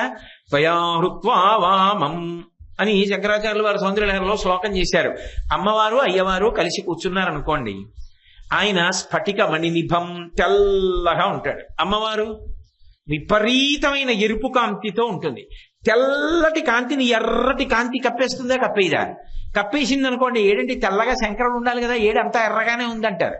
అంటే ఇప్పుడు అమ్మ కాంతిలో అయ్యా మునిగిపోయాడు. ఆ తెలిపి ఎరుపుని ఏం చేస్తుంది? కలిపేసుకుంటుంది. కాబట్టి ఎరుపుని పుచ్చేసుకోగలదు. అప్పుడు శివుడు ఒక్కడిగా కనపడతాడు. అంటే నిజానికి తత్వతః ఇద్దరు కారు, ఒక్కరే. బిడ్డ జన్మానికి కారణం తల్లి తండ్రి కూడా సమానంగా. బిడ్డని మొయ్యడంలో కనడంలో తల్లి యొక్క క్లేశం ఎక్కువ ఉందేమో, కానీ జన్మ కారణానికి మాత్రం ఇద్దరు ఒకటే. శుక్రచోడితములు ఏకమైతే కదా బిడ్డ జన్మించాడు. కానీ తల్లి తల్లే, తండ్రి తండ్రి, ఇద్దరు శరీరాలు వేరుగానే ఉంటారు తప్ప ఎప్పుడూ ఇద్దరి శరీరాలు ఒకటైపోవు. అంటే లౌకికంగా ఏమిటంటే తండ్రి యందు తల్లి ప్రేమ ఉండవచ్చు, తల్లి యందు తండ్రి ప్రేమ ఉండవచ్చు, కానీ తల్లి పూర్ణంగా తండ్రి అయి కాపాడలేదు, తండ్రి పూర్తిగా తల్లి అయి కాపాడలేదు. ఎక్కడో లోకంలో మహానుభావులు కొంతమంది అరుదుగా ఉంటే ఉండవచ్చుగాక, కానీ చిన్నతనంలో తల్లిని పోగొట్టుకున్నవారు ఎవరుంటారో వారు ఆ తల్లి లేని లోటు జీవితాంతం తల్లి లేదని స్మరిస్తూనే ఉంటారు. మంగళంపల్లి బాలమురళీకృష్ణ గారిని కనగానే తల్లిగారు వెళ్ళిపోయారు. ఆయన చెప్పుకుంటూ ఉంటారు ఇప్పటికీ, బహుశా మా అమ్మగారు నన్ను కనడానికే పుట్టారేమో అంటారు. అమ్మలేని లోటు అమ్మలేని లోటే. నాన్నగారు లేకపోతే ఆ రక్షణ లేదు. అమ్మ ఎంత కష్టపడి పెంచి పెద్ద చేసినా తండ్రి ఉండే రక్షణ, తండ్రి ఉంటే ఉండేటటువంటి భయభక్తులు అవి వేరు. లోకంలో తల్లి తండ్రి, తల్లి యందు తండ్రి, తండ్రి యందు తల్లి తత్వతః ఉన్న తల్లి తండ్రి శరీరములు వేరు. కానీ పార్వతీ పరమేశ్వరుల యందు ఆమెయే తండ్రి, ఆమెయే తల్లి, ఆయనే తండ్రి, ఆయనే తల్లి. అసలు తత్వతః ఆయనే ఆమె, ఆమెయే ఆయన తప్ప రెండుగా లేరు. మరి అసలు రెండు ఎందుకు అయ్యారు? నిజానికి అది ఒక ప్రయోజనం కోసం అయ్యారు. శివమహాపురాణంలో దాని రహస్యాన్ని చెప్తారు. బ్రహ్మగారు మొదట్లో మైథున సృష్టి చేయలేదు, మానస సృష్టి చేశాడు. అంటే ఆయన సంకల్పం చేత సృజించాడు కొంతమందిని, ప్రజాపతుల్ని, వాళ్ళని. మీరు యథేచ్ఛగా తామర తంపరగా లోకంలో జనుల్ని పెంచండి అన్నాడు. వాళ్ళు ఏం చేశారంటే ఈ సంసారాలు ఎవడకు కావాలి, ఈ పిల్లల్ని కండం ఎవడకు కావాలని వాళ్ళందరూ తపస్సు చేసుకోవడానికి వెళ్ళి భగవంతుడి యందు ఐక్యం అయిపోయాడు. ఆయన మనసుతో సంకల్పం చేసి సృజించడం, వాళ్ళందరూ ఐక్యం అయిపోవడం. ఎవడు లోకంలో సంతాన వృద్ధి చేయలేదు. భువనములు పెరగాలి ఎలా? అప్పుడు తిన్నగా వెళ్ళి పరమశివుడి కాళ్ళ మీద పడ్డాడు. పడి శంకర ఈ సృష్టి తామర తంపరగా పెరగాలి, మీరు అనుగ్రహించండి, నేను అలా సృజించలేకపోతున్నాను, నేను చేసిన మానస సృష్టి పెరగట్లేదు అన్నాడు. ఇప్పుడు శంకరుడు అన్నాడు, దీని స్థానంలో నేను మైథున సృష్టిని తీసుకొస్తున్నాను. మైథునము అనేటటువంటి మాట కొరకు రెండుగా మారుస్తున్నాను. అదే మనుష్యుడు, కానీ అదే మనుష్య శరీరాన్ని రెండుగా విభాగం చేస్తాను. ఒకటి స్త్రీ శరీరం, ఒకటి పురుష శరీరం. చిన్న చిన్న మార్పులు ఉంటాయి అంతే. ఇంత చిన్న చిన్న మార్పులున్నవి రెండుగా మారతాయి. ఎందుకంటే పరస్పరము ఆకర్షణ ఉంటుంది. ఈ ఆకర్షణ వలన మైథున క్రియలో ఒక ఆనందం ఉంటుంది. ఆ ఆనందము వలన తేజోవంతమైన సంతానము కలుగుతుంది. అందుకొరకు కాబట్టి నేను ఇలా నిర్ణయం చేశా, స్త్రీ ఎలా ఉండాలి అంటే నా శరీరంలోనే సగభాగాన్ని స్త్రీగా మారుస్తున్నాను. ఇక పైన స్త్రీలు అన్నవాళ్ళు ఇలా పుడతారని తన శరీరంలో సగాన్ని స్త్రీగా ప్రకటన చేశాడు. పురుషుడు ఇలా ఉంటాడు, శరీరంలో సగభాగాన్ని పురుషుడిగా సృజించాడు. ఇలా సృజించు ఇక పైన. ఇప్పుడు వాళ్ళకి పరస్పరానురాగ అనురక్తులవుతారు. వాళ్ళు ఒకరి పట్ల ఒకరు అనురాగమును పొందుతారు, ఆకర్షణని పొందుతారు. మైథున క్రియ చేత సంతానములు కలుగుతాయి ఇక పైన. అలా కలగడంలో వాళ్ళకు సంతోషం ఉంటుంది. అందుకని స్త్రీ పురుష విభాగమని విభాగం చేస్తున్నాను అని అర్ధనారీశ్వర ప్రాదుర్భావమని సృష్టి పెరగడం కోసమని చేశాడు. అందులో ఉన్న సగాన్నే స్త్రీగా ప్రకటించాడా, కొత్తగా సగం స్త్రీని తీసుకొచ్చాడా? కొత్తగా సగం స్త్రీని తీసుకురాలా, అందులో ఉన్న సగాన్ని స్త్రీగా చూపించి ఇలా సృజించు ప్రాణులను. ఇక పైన మనుష్యులలో కొందరిని స్త్రీలుగా కొందరిని పురుషులుగా సృజించు. అప్పుడు వాళ్ళందరెవరు శివస్వరూపాలే, అందరూ శివుడే. కాబట్టి ఇప్పుడు ఆ శివుడే ఒకనాడు అమ్మ. గౌరీ అన్నాను అనుకోండి, ఆ గౌరీయే శివుడు. శివ అన్నాను అనుకోండి, ఆయనయే అమ్మ. ఆయన అమ్మ, అమ్మ అయ్య, అయ్యా అమ్మ ఇద్దరూ కలిపి ఒక్కటే అక్కడికి వెళ్ళేటప్పటికి మాత్రం. అందుకే పంచసామ్యములు అంటారు. 5 ఒక్కలా ఉంటాయి, వాళ్ళ పేర్లు ఒకలాగే ఉంటాయి తప్ప మారవు. శివ శివ, భవ భవాని, హంస హంసిని, ఏదో అలా పేర్లు కూడా మార్పు చెందకుండా ఒక్కలా ఉంటాయి. 2 వాళ్ళిద్దరూ ఉండే నివాస స్థానం ఒక్కటే అయి ఉంటుంది, మేరు పర్వతం మీద ఉంటారు. 3వది వాళ్ళిద్దరి యొక్క రంగు కానీ వాళ్ళిద్దరి యొక్క ఆభరణములు కానీ రూపాలు కానీ ఒక్కలా ఉంటాయి. ఇద్దరూ చంద్రవంక ధరిస్తారు. ఇద్దరికి చేసేటటువంటిది పంచకృత్యములు చేస్తారు. సృష్టి స్థితి లయ తిరోధానము అనుగ్రహము అనే ఇది చేస్తారు. ఈ 5 సామ్యములు అంటారు, ఒక్కలా ఉంటాయి. మీకు జ్ఞాపకం ఉందో లేదో కానీ ఒకానొక మహాశివరాత్రి నాడు మహాకామేశ్వర కామేశ్వరి స్వరూపాల యొక్క మూర్తిని మీకు పూజ కొరకు బహూకరించారు. అందులో అసలు ఆ తల్పం మీద కూర్చున్న కామేశ్వర కామేశ్వరీలలో ఎవరిది ఏ ముఖము, ఎవరిది ఏ చెయ్యి, ఎవరిది ఏ కాలు మీరు చెప్పలేరు. ఇద్దరు ఒక్కలా ఉంటారు. అప్పుడు ఇద్దరు ఒకటైపోయి ఉంటారు. అది శివవామ భాగ నిలయాం అంటే అమ్మా నువ్వే అయ్యా, అయ్యా నువ్వే అమ్మ. ఇది వాళ్ళ యొక్క తత్వం. దాన్ని కీర్తిస్తున్నారు. అది తెలుసుకున్న నాడు ఇద్దరు లేరు, వాళ్ళు ఒక్కటై ఉన్నారని తెలుసుకో. బాహ్యంలో కూడా తత్వతః తల్లి తండ్రి అన్న పేర్లతో వేరుగా ఉన్న వాళ్ళిద్దరూ మాత్రం తత్వముగా ఒక్కటే, శివుడే. అందుకే ఒకసారి పెళ్ళయిందనుకోండి ఇక ఇద్దరి మధ్యలోకి వెళ్ళరు. కన్యాదానం చేసే వరకే తండ్రి గారు పక్కన బిడ్డని కూర్చోబెట్టుకుంటాడు, బుట్టలో కూర్చోబెట్టి. ఒకసారి కన్యాదానం చేసేసాడు అనుకోండి, ఇక వరుడు వచ్చి ఇటు కూర్చుంటాడు. వరుడికి ఎడం వైపుకి భార్య వెళ్ళిపోతుంది. వామభాగం ఎడమ చేతి పక్కకి ఇచ్చాడు. ఎందుకని అంటే పురుషుడు అమితముగా ఇస్తాడు భార్యకి. ఆ పురుషుడు అంటే భర్త ఇవ్వగలిగినంత పుణ్యాన్ని, అంత అమితమైన పుణ్యాన్ని లోకంలో ఎవ్వరూ ఇవ్వరు. అందుకని పురుషుడు స్త్రీ పట్ల అనుగ్రహ ప్రదాతగా ఉంటాడు కనుక, నడిపించేవాడై ఉంటాడు కనుక, ఉత్తమమైనటువంటి లోకముల వైపు తీసుకెడతాడు కనుక, ఇద్దరూ కలిసి ప్రస్థానం చేసి ధర్మంలో జీవితాన్ని తరింప చేసుకుంటారు కనుక, ముందు నడిచి మార్గదర్శకుడు అయ్యాడు కనుక ఆయన కుడివైపుకుండి ఎడమ పక్కకి భార్య నుంచుతాడు. అది ఆయన ధర్మంగా మొదట చూపించాడు. అందుకని శంకరుడికి ఎడం పక్కన అమ్మవారు ఉంది, రామచంద్రమూర్తి నరుడుగా వస్తే రాముడు కూడా ఎడమ పక్కనే భార్య ఉంటుంది అని నిరూపించాడు. అందుకే భద్రాచలంలో వామాంక స్థిత జానకీ పరిలసత్కో దండ దండంకరే చక్రం చోద్భకరేణ బాహుయుగళే శంఖం శరం దక్షిణే బిభ్రాణం జలజాత పత్రనయనం భద్రాద్రి మూర్ధ్రిస్థితం కేయూరాది విభూషితం రఘుపతిం సౌమిత్రియుక్తం భజే. కాబట్టి శ్రీ విద్యాం శివవామ భాగ నిలయాం, అందుకు నేనన్నది తత్వ సంబంధమైన కొన్ని గంభీరమైన విషయాల్ని ప్రతిపాదిస్తున్నారు శంకరాచార్యుల వారు అని అన్నాను. హ్రీంకార మంత్రోజ్వలాం, ఇక్కడికి వచ్చేటప్పటికీ ఇంకా గంభీరమైన విషయాన్ని మాట్లాడుతున్నారు. హ్రీం అనబడేటటువంటి బీజాక్షరము ఒక మంత్రం. ఆ హ్రీం అనబడేటటువంటి బీజాక్షరము ఏది ఉన్నదో ఆ ఒక్కటే ఒక మంత్రస్వరూపం. అటువంటి మంత్రాక్షరము, ఆ బీజాక్షరము చేత ఉత్తుజ్వలాం, పైకి ప్రకాశించేటటువంటి దానా అని పిలుస్తున్నారు.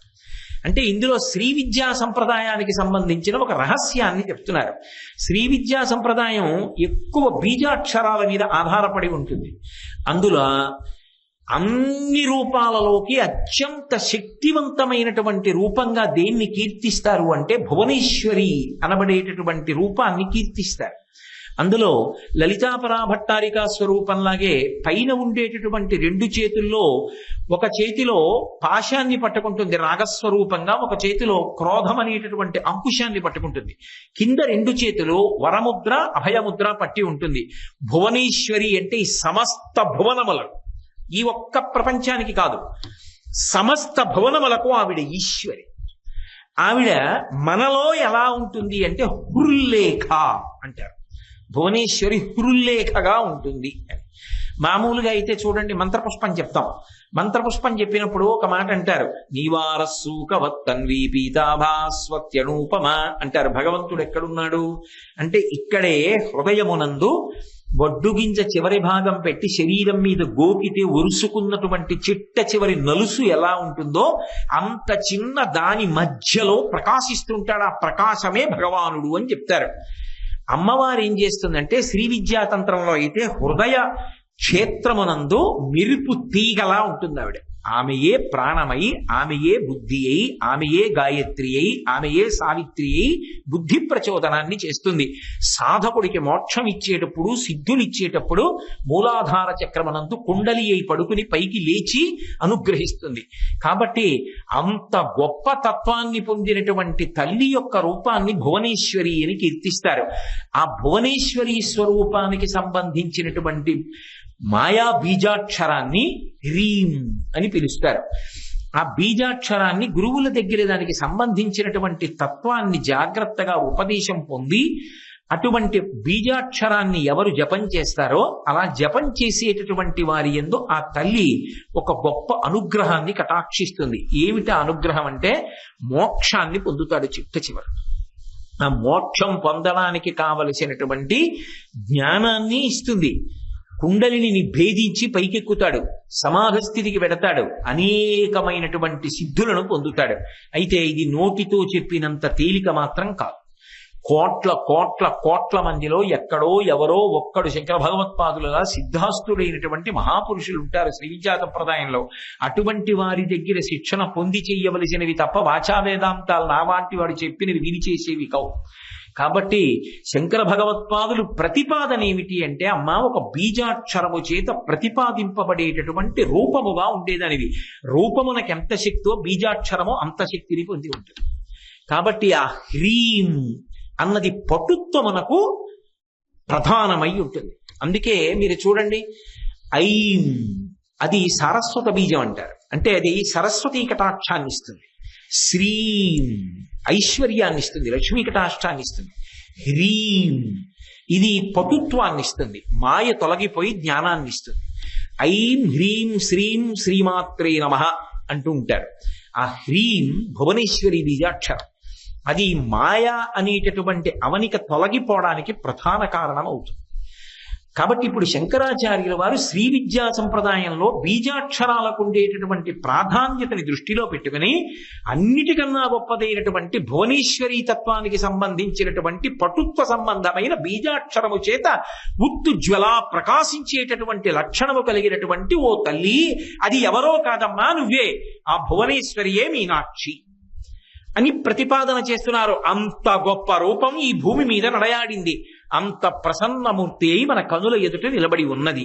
కుడిపాదం ముందుకు పెట్టి పిలిచినంత మాత్రాన పలకడానికి సిద్ధంగా ఉంది. మా అదృష్టం కదమ్మా నువ్వు ఇలా రావడం. కాబట్టి హ్రీంకార మంత్రోజ్వలాం ఆ తల్లే మళ్ళీ శ్రీచక్రాంకిత బిందు మధ్యవసతిం. నేను మీతో చెప్పే కదా, అన్ని వరుసగా గంభీరమైనటువంటి విషయాల్ని ప్రతిపాదన చేస్తున్నారు ఈ శ్లోకంలో శంకర భగవత్పాదులు. ఎందుకని? నడిమి అంటారు. ఇప్పుడు ఒక ఏరు ఉందనుకోండి, ఆ ఏటికి నేను యువతల ఒడ్డున నించున్నాను, నేను అవతల ఒడ్డుకి వెళ్ళాలి. నేను యువతల ఒడ్డు మీద నించున్నప్పుడు అసలు కాళ్ళకి నీరు తగలదు.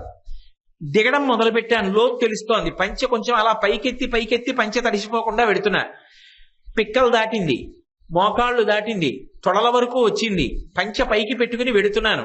తొడల వరకు వచ్చేసింది అంటే ఎక్కడున్నాను నేను? ఏటి మధ్యలో ఉన్నాను. ఇప్పుడు ఏటి మధ్య భాగం దాటాను, దాటి పైకి వెడుతున్నాను. ఇప్పుడు మళ్ళీ ప్రవాహం ఏమవుతుంది? మళ్ళీ కిందకి దిగిపోతుంది. మళ్ళీ అవతల ఒడ్డుకి వెళ్ళిపోయాను. అలాగే పంచె పట్టుకుని ఒక 2 నిమిషాల నుంచి ఉంటే కాళ్ళు ఆరిపోతాయి, పంచె కిందకు వదిలేయచ్చు కదా. అంటే మధ్యలోకి వెళ్ళేటప్పటికి మాత్రం లోతు ఎక్కువగా ఉంటుంది. పంచరత్నాలుగా 5 చెప్తే 2 వదిలితే మధ్యలోది ఏమవ్వాలి? లోతైంది అవ్వాలి. అందుకని 3వ శ్లోకం దగ్గరికి వచ్చేటప్పటికే తంత్ర రహస్యాలు మాట్లాడుతున్నారు శంకరాచార్యుల వారు. వారు ఏది చేసినా వారి దృష్టికోణమే అలా ఉంటుంది. పరమాద్భుతం. జగద్గురువులు మహానుభావుడు సాక్షాత్ శంకరుడు శంకరాచార్యుల వారిగా వస్తే ఇలా కాకుండా ఇంకోలా ఎలా ఉంటుంది కవిత్వం? ఆయన కవిత్వం ఏం నిద్రపట్ట కాఫీ తాగి రాసిన కవిత్వం కాదు. అమ్మవారి తత్వం అంతా అనుభవించిన మహాపురుషులు కనుక మీనాక్షి పరదేవత దర్శనం చేసి చెప్పిన పంచరత్నాలు. కాబట్టి శ్రీచక్రాంకిత బిందు మధ్యవసతిం. ఇదో తమాషా. సాధారణంగా ఉపాసనలో మీరు ఏ పేరుతో భగవంతుణ్ణి పిలుస్తారో ఆ పేరుతో యంత్రాలు ఉంటాయి. ఏదో శ్రీమన్నారాయణ యంత్రము, షడక్షరీ మహాయంత్రము శివ సంబంధంగా అయితే అలా ఉంటాయి. చాలా చోట్ల యంత్రాలు అసలు పైకి ఉండవు. యంత్రం అనేటటువంటి దాన్ని ఏం చేస్తారంటే మూర్తి కింద పెట్టేస్తారు. ఇళ్లలో అయితే మత్స్యయంత్రం అని చెప్పి దాన్ని ఈశాన్యంలోనో లోపల పెట్టి మూసేస్తూ ఉంటారు. ప్రతి దేవాలయంలో యంత్రం ఉంటుంది. అసలు శక్తి అంతా యంత్రందే. ఆ యంత్రాన్ని ఏం చేస్తారంటే చాలా జపం చేసి ధారపోస్తారు. నిజంగా సంప్రదాయంలో ఉన్నవాళ్ళు చెయ్యగలిగినటువంటి మహోపకారం సమాజానికి ఏమిటి అంటే, ఎక్కడైనా దేవాలయంలో ప్రతిష్ఠ జరుగుతోంది అంటే ఆ దేవాలయంలో ప్రతిష్ఠ చేసేటప్పుడు వేసేటటువంటి యంత్రం ఏది ఉంటుందో ఆ యంత్రం కోసం వాళ్ళు ఉపదేశం పొందిన జపం చేసి ఆ జపాన్ని ఆ యంత్రం మీద ధారపోసేస్తారు. అంటే అది శక్తి పొందుతుంది. ఏదో అక్కడ ఆలయం కడుతున్నారండి అన్నారు అనుకోండి, ఆ ఆలయంలో ఏ యంత్రం వేస్తున్నారు, ఆ యంత్రానికి సంబంధించిన మంత్రం నాకు ఉపదేశం ఉందనుకోండి, నేను రోజు సెలవు పెట్టి పొద్దున్నుంచి అక్కడ కూర్చుని జపం చేసి ధారపోసేస్తాను ఆ యంత్రం దగ్గర. ఇప్పుడు ఆ యంత్రం శక్తి పొందుతుంది. దాన్ని ఏం చేస్తారంటే మూర్తి కింద పెడతారు. దేవాలయంలో మూర్తి కింద పెడతారు. అది ఎలా ఉంటుందంటే బ్యాటరీ అన్నమాట. పైన ఉన్నది లైట్. ఇప్పుడు ఈ బ్యాటరీ తగిలితే లైట్ వెలుగుతుంది. ఇప్పుడు ఈ కింద యంత్రం ఉంది కదా, ఈ యంత్రం వల్ల ఏమవుతుందంటే మూర్తి ప్రకాశిస్తుంది. దానికి ఆకలి దప్పులు వస్తాయి, నైవేద్యాలు పెడతారు, పూజ చేస్తారు. అక్కడికి వెళ్ళి కోరిక చెప్పుకుంటే ఆయన అనుగ్రహిస్తూ ఉంటాడు. ఇప్పుడు మనకి బ్యాటరీ ఎలా అయితే శక్తిని కోల్పోతుందో అలాగే యంత్రం కూడా శక్తిని వదిలిపెడుతుంది. ఎందుకు వదిలిపెట్టేస్తుందో తెలుసా? అనాచారంతో ఎలా దేవాలయంలోకి వెళ్ళకూడదో అలా దేవాలయాలలోకి ప్రవేశించిన దేవాలయంలో ఉద్యోగం చేసేటటువంటి పండితులు విద్వాంసులు స్వరం తప్పి మంత్రాలు చదివినా దేవాలయంలోకి వెళ్ళి దేవాలయ సంబంధమైన విషయాలు కాకుండా అక్కర్లేని విషయాలు మాట్లాడినా యంత్రం యొక్క శక్తి క్షీణిస్తుంది. అదే ఇలా కూర్చుని మనందరం మీనాక్షి పంచరత్నం చదువుతున్నాం అనుకోండి. ఇప్పుడు ఈ సభలో 1000 మంది ఉన్నారనుకోండి. 1000 మంది పంచరత్నాలు చదివితే 1000 × 5 5000 పర్యాయాలు మీరు మీనాక్షి అమ్మవారి గురించి వాళ్ళ స్తోత్రం చేశారా? ఈ శబ్ద ప్రకంపనలు వెళ్ళి ఆ యంత్రం శక్తి పొందడానికి కారణమవుతాయి. మీరు వింటున్నప్పుడు పొందుతున్నటువంటి సంతోష తరంగములు ఆయన యొక్క అనుగ్రహమునకు ఆ కారణమవుతా యంత్రం శక్తి పొందుతుంది. ఇంకా ఒక్కొక్కసారి ఏం చేస్తారంటే ఆ యంత్రము యొక్క శక్తి క్షీణించిపోతోంది అని అనుమానం వస్తే అప్పుడు మహాకుంభాభిషేకం చేస్తారు. ఏరియల్ ద్వారా ఎలా అయితే తరంగాల్ని పట్టుకుని లోపలికి పంపిస్తుందో టీవీ సెట్ లోకి, అలా పైన ఉండేటటువంటి గోపురం మీద ఉంటుంది ఆ సుదర్శనమో చక్రమో లేకపోతే శివ సంబంధంగా త్రిశూలమో ఏదో ఉంటుంది. ఆ కుంభాభిషేక మంత్రజలాల్ని ప్రధాన కలశ తీసుకెళ్లి ఆ నీళ్లు దాని మీద పోస్తే అందులోంచి మళ్ళీ కింద ఉన్నటువంటి చక్రం మళ్ళీ శక్తిని పొందుతుంది. పవిత్రోత్సవాలు ఇవన్నీ చేస్తుంటారు కదా దేవాలయాల్లో. ఇవన్నీ ఎందుకు అంటే అడుగున ఉన్నటువంటి చక్రం శక్తిని పొందడానికి. దేవాలయాల్లో ఎక్కడైనా చక్రాలు వేస్తారు, కానీ ప్రతి అమ్మవారి దేవాలయంలో, అందులో కూడా ప్రధానమైనటువంటి అమ్మవారి మూర్తులు, మీనాక్షి దేవాలయం, కాళీ దేవాలయం, దుర్గా దేవాలయం, ఇటువంటి కామాక్షి పరదేవత, ఇటువంటి దేవాలయాలు ఎక్కడున్నాయో అక్కడ వేసేటటువంటి యంత్రానికి మాత్రం ఇంకా వేరే పేరు ఉండదు, శ్రీ అంతే. శ్రీ అంటే మంగళప్రదత్వం, సకల శుభములకు ఆలవాల. శ్రీ మంత్రము, శ్రీ యంత్రము, శ్రీ తంత్రము అంతే. అందుకే చూడండి ఆ తర్వాత ఇంకా శ్రీకారం ఎక్కువ వాడుతున్నారు శంకరాచార్యులు వారు. శ్రీ అన్నది వాడుతుంటారు. ఆ శ్రీ అన్నది ఎక్కడ వాడినా అమ్మవారి గురించి చెప్తున్నారు అని గుర్తు. అందుకే ఆ యంత్రానికి ఇంకా వేరే పేరు ఉండదు, శ్రీ యంత్రం అంటారు, శ్రీచక్రం అంటారు.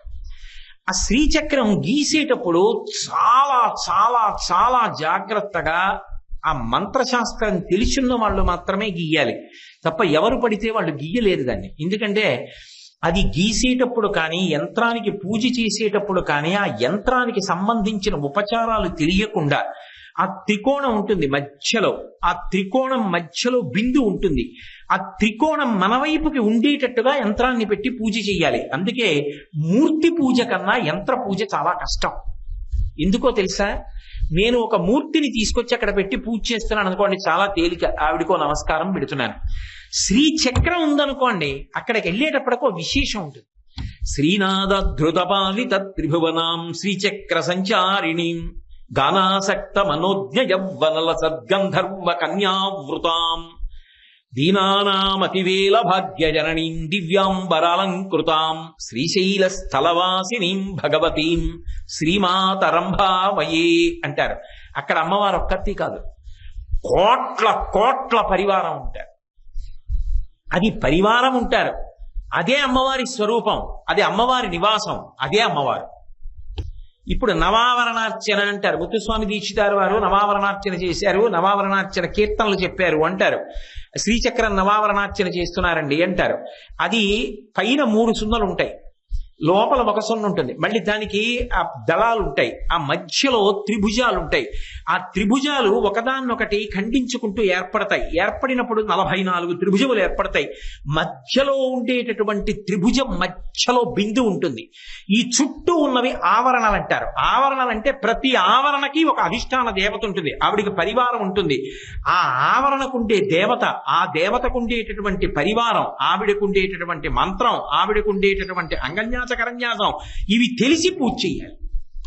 అదే మీరు మూర్తిని పూజ చేస్తున్నారు అనుకోండి, మీరు ఒక ప్రార్థనా శ్లోకం చెప్పి ఏమీ లేదు, మీకు తెలియదు.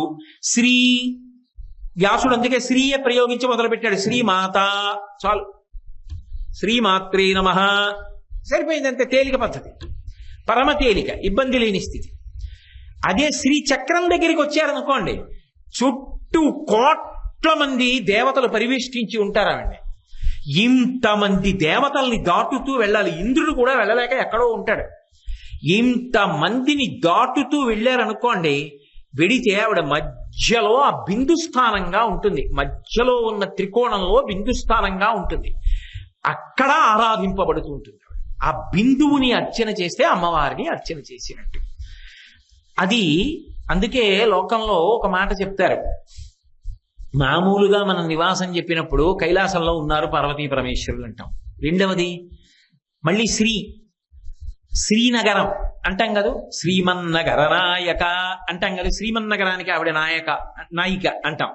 మేరు పర్వతం మీద ఆ పైన ఒక శిఖరం మీద శ్రీనగరంలో ఉంటుంది ఆవిడ, ఆ చింతామణి గృహంలో ఉంటుంది అని. కాబట్టి అక్కడ ఒక నివాసంగా చెప్తారు. మూడవది సాక్షాత్తు శ్రీచక్రమే. ఆ శ్రీచక్రం చుట్టూ అనేక మంది కన్యలు నిలబడి పాటలు పాడుతూ వాద్యాలు మ్రోగిస్తూ ఆవిడ్ని సంతోష పెడుతూ ఉంటారు. దాన్ని పూజ చేయడం బాగా శాస్త్రం తెలిసి ఉండి గురుముఖత తెలుసుకుని చేయవలసి ఉంటుంది. అంతే ఫలితం, తేలిక మార్గం. మీనాక్షి అమ్మవారి మూర్తి ఒకటి పెట్టుకుని అమ్మా అన్న అదే శ్రీచక్రం. ఎవరి స్థాయిని బట్టి వారు ఉపాసన చేస్తారంతే. అమ్మా అని పిలవగలిగిన పిల్లవాడికి ఆవిడ అమ్మే. అమ్మా అంటని రాలేదు, అమ్మ అమ్మ అంటున్నాడు, అయినా ఎంతో ప్రేమగా పలుకుతుంది. నీ శక్తిని బట్టి నువ్వు ఆరాధన చేస్తే చాలు, అక్కర్లేని దానికి గెంతకుండా ఉంటే చాలు.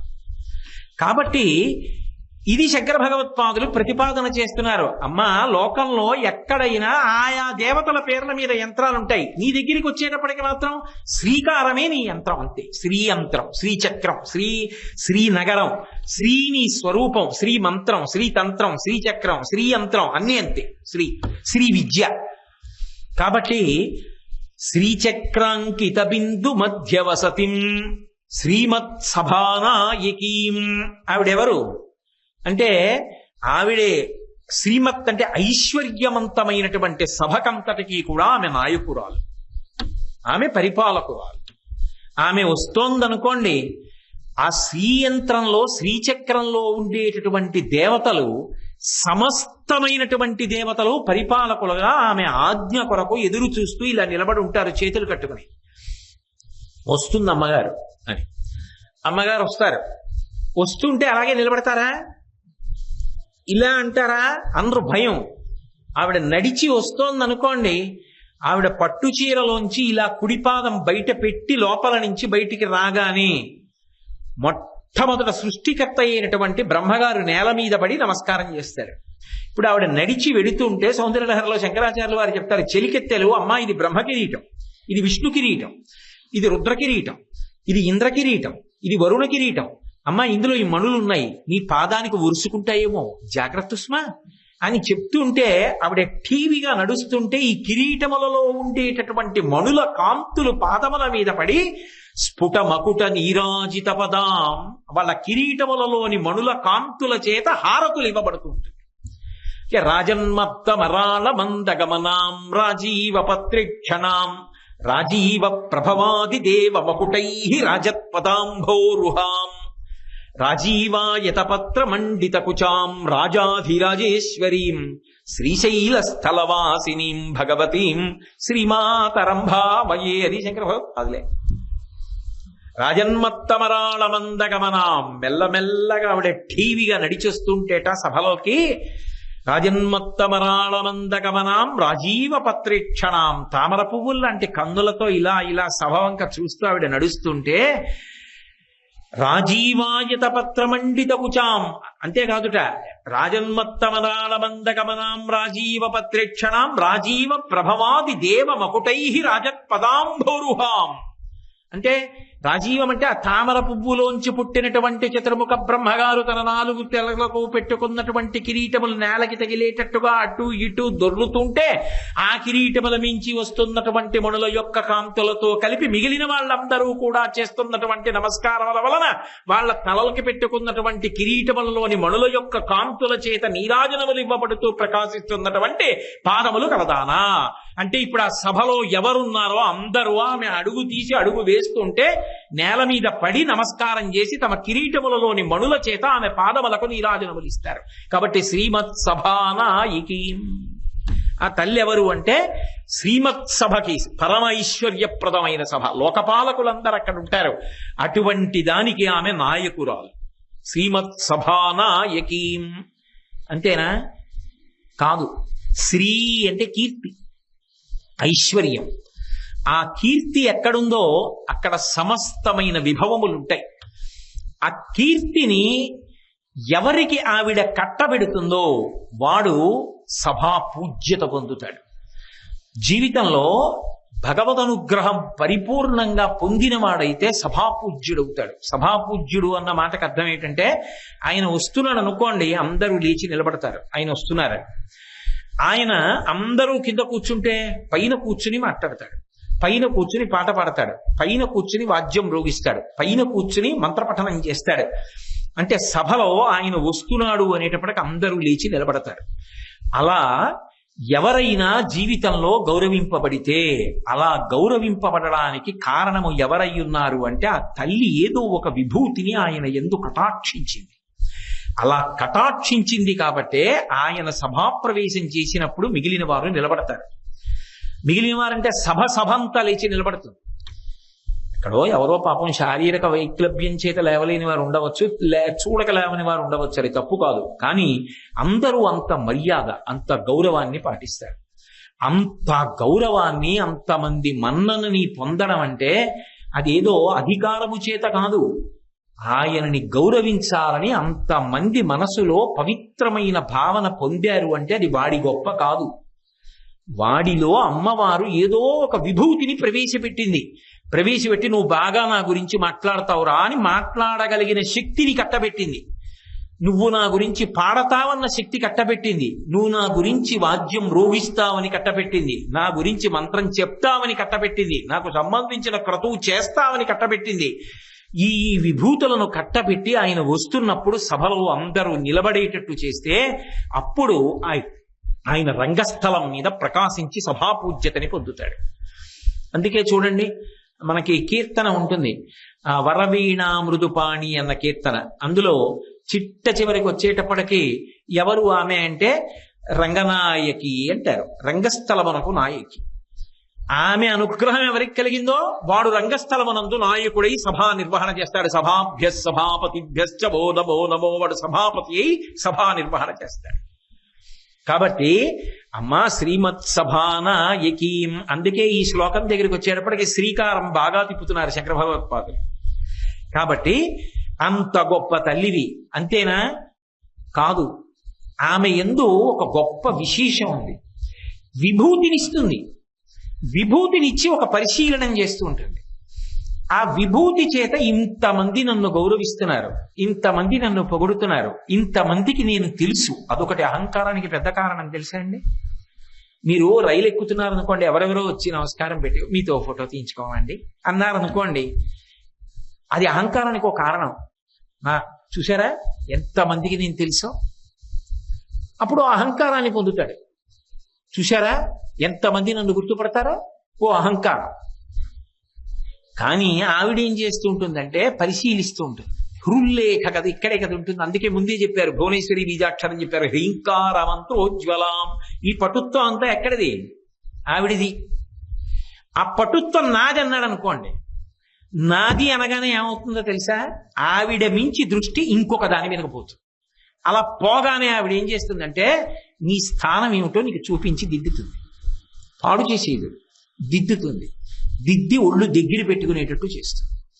ఇది మధురైలో చేసింది. అందుకే శంకరాచార్యుల వారు ఇందులో మాట్లాడుతున్న ప్రతి మాట వెనక మధురైలో జరిగినటువంటి అద్భుతాలు ఉన్నాయి.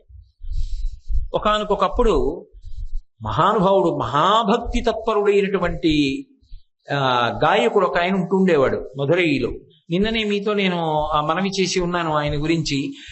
పానవట్టరాం అని చెప్పి ఆయన ఒకానొకప్పుడు యమైనాథన్ అనబడేటటువంటి వ్యక్తి అహంకారంతో వచ్చి పాట పాడుతుంటే, ఆయన పరమభక్తితో వచ్చి పాట పాడడానికి వస్తే శివుడే కట్టెల మోపు పట్టుకుని వెళ్ళి పాట పాడితే ఆయన భయపడిపోయి ఇంకా అసలు కచేరీకే రావడం మానేశాడు.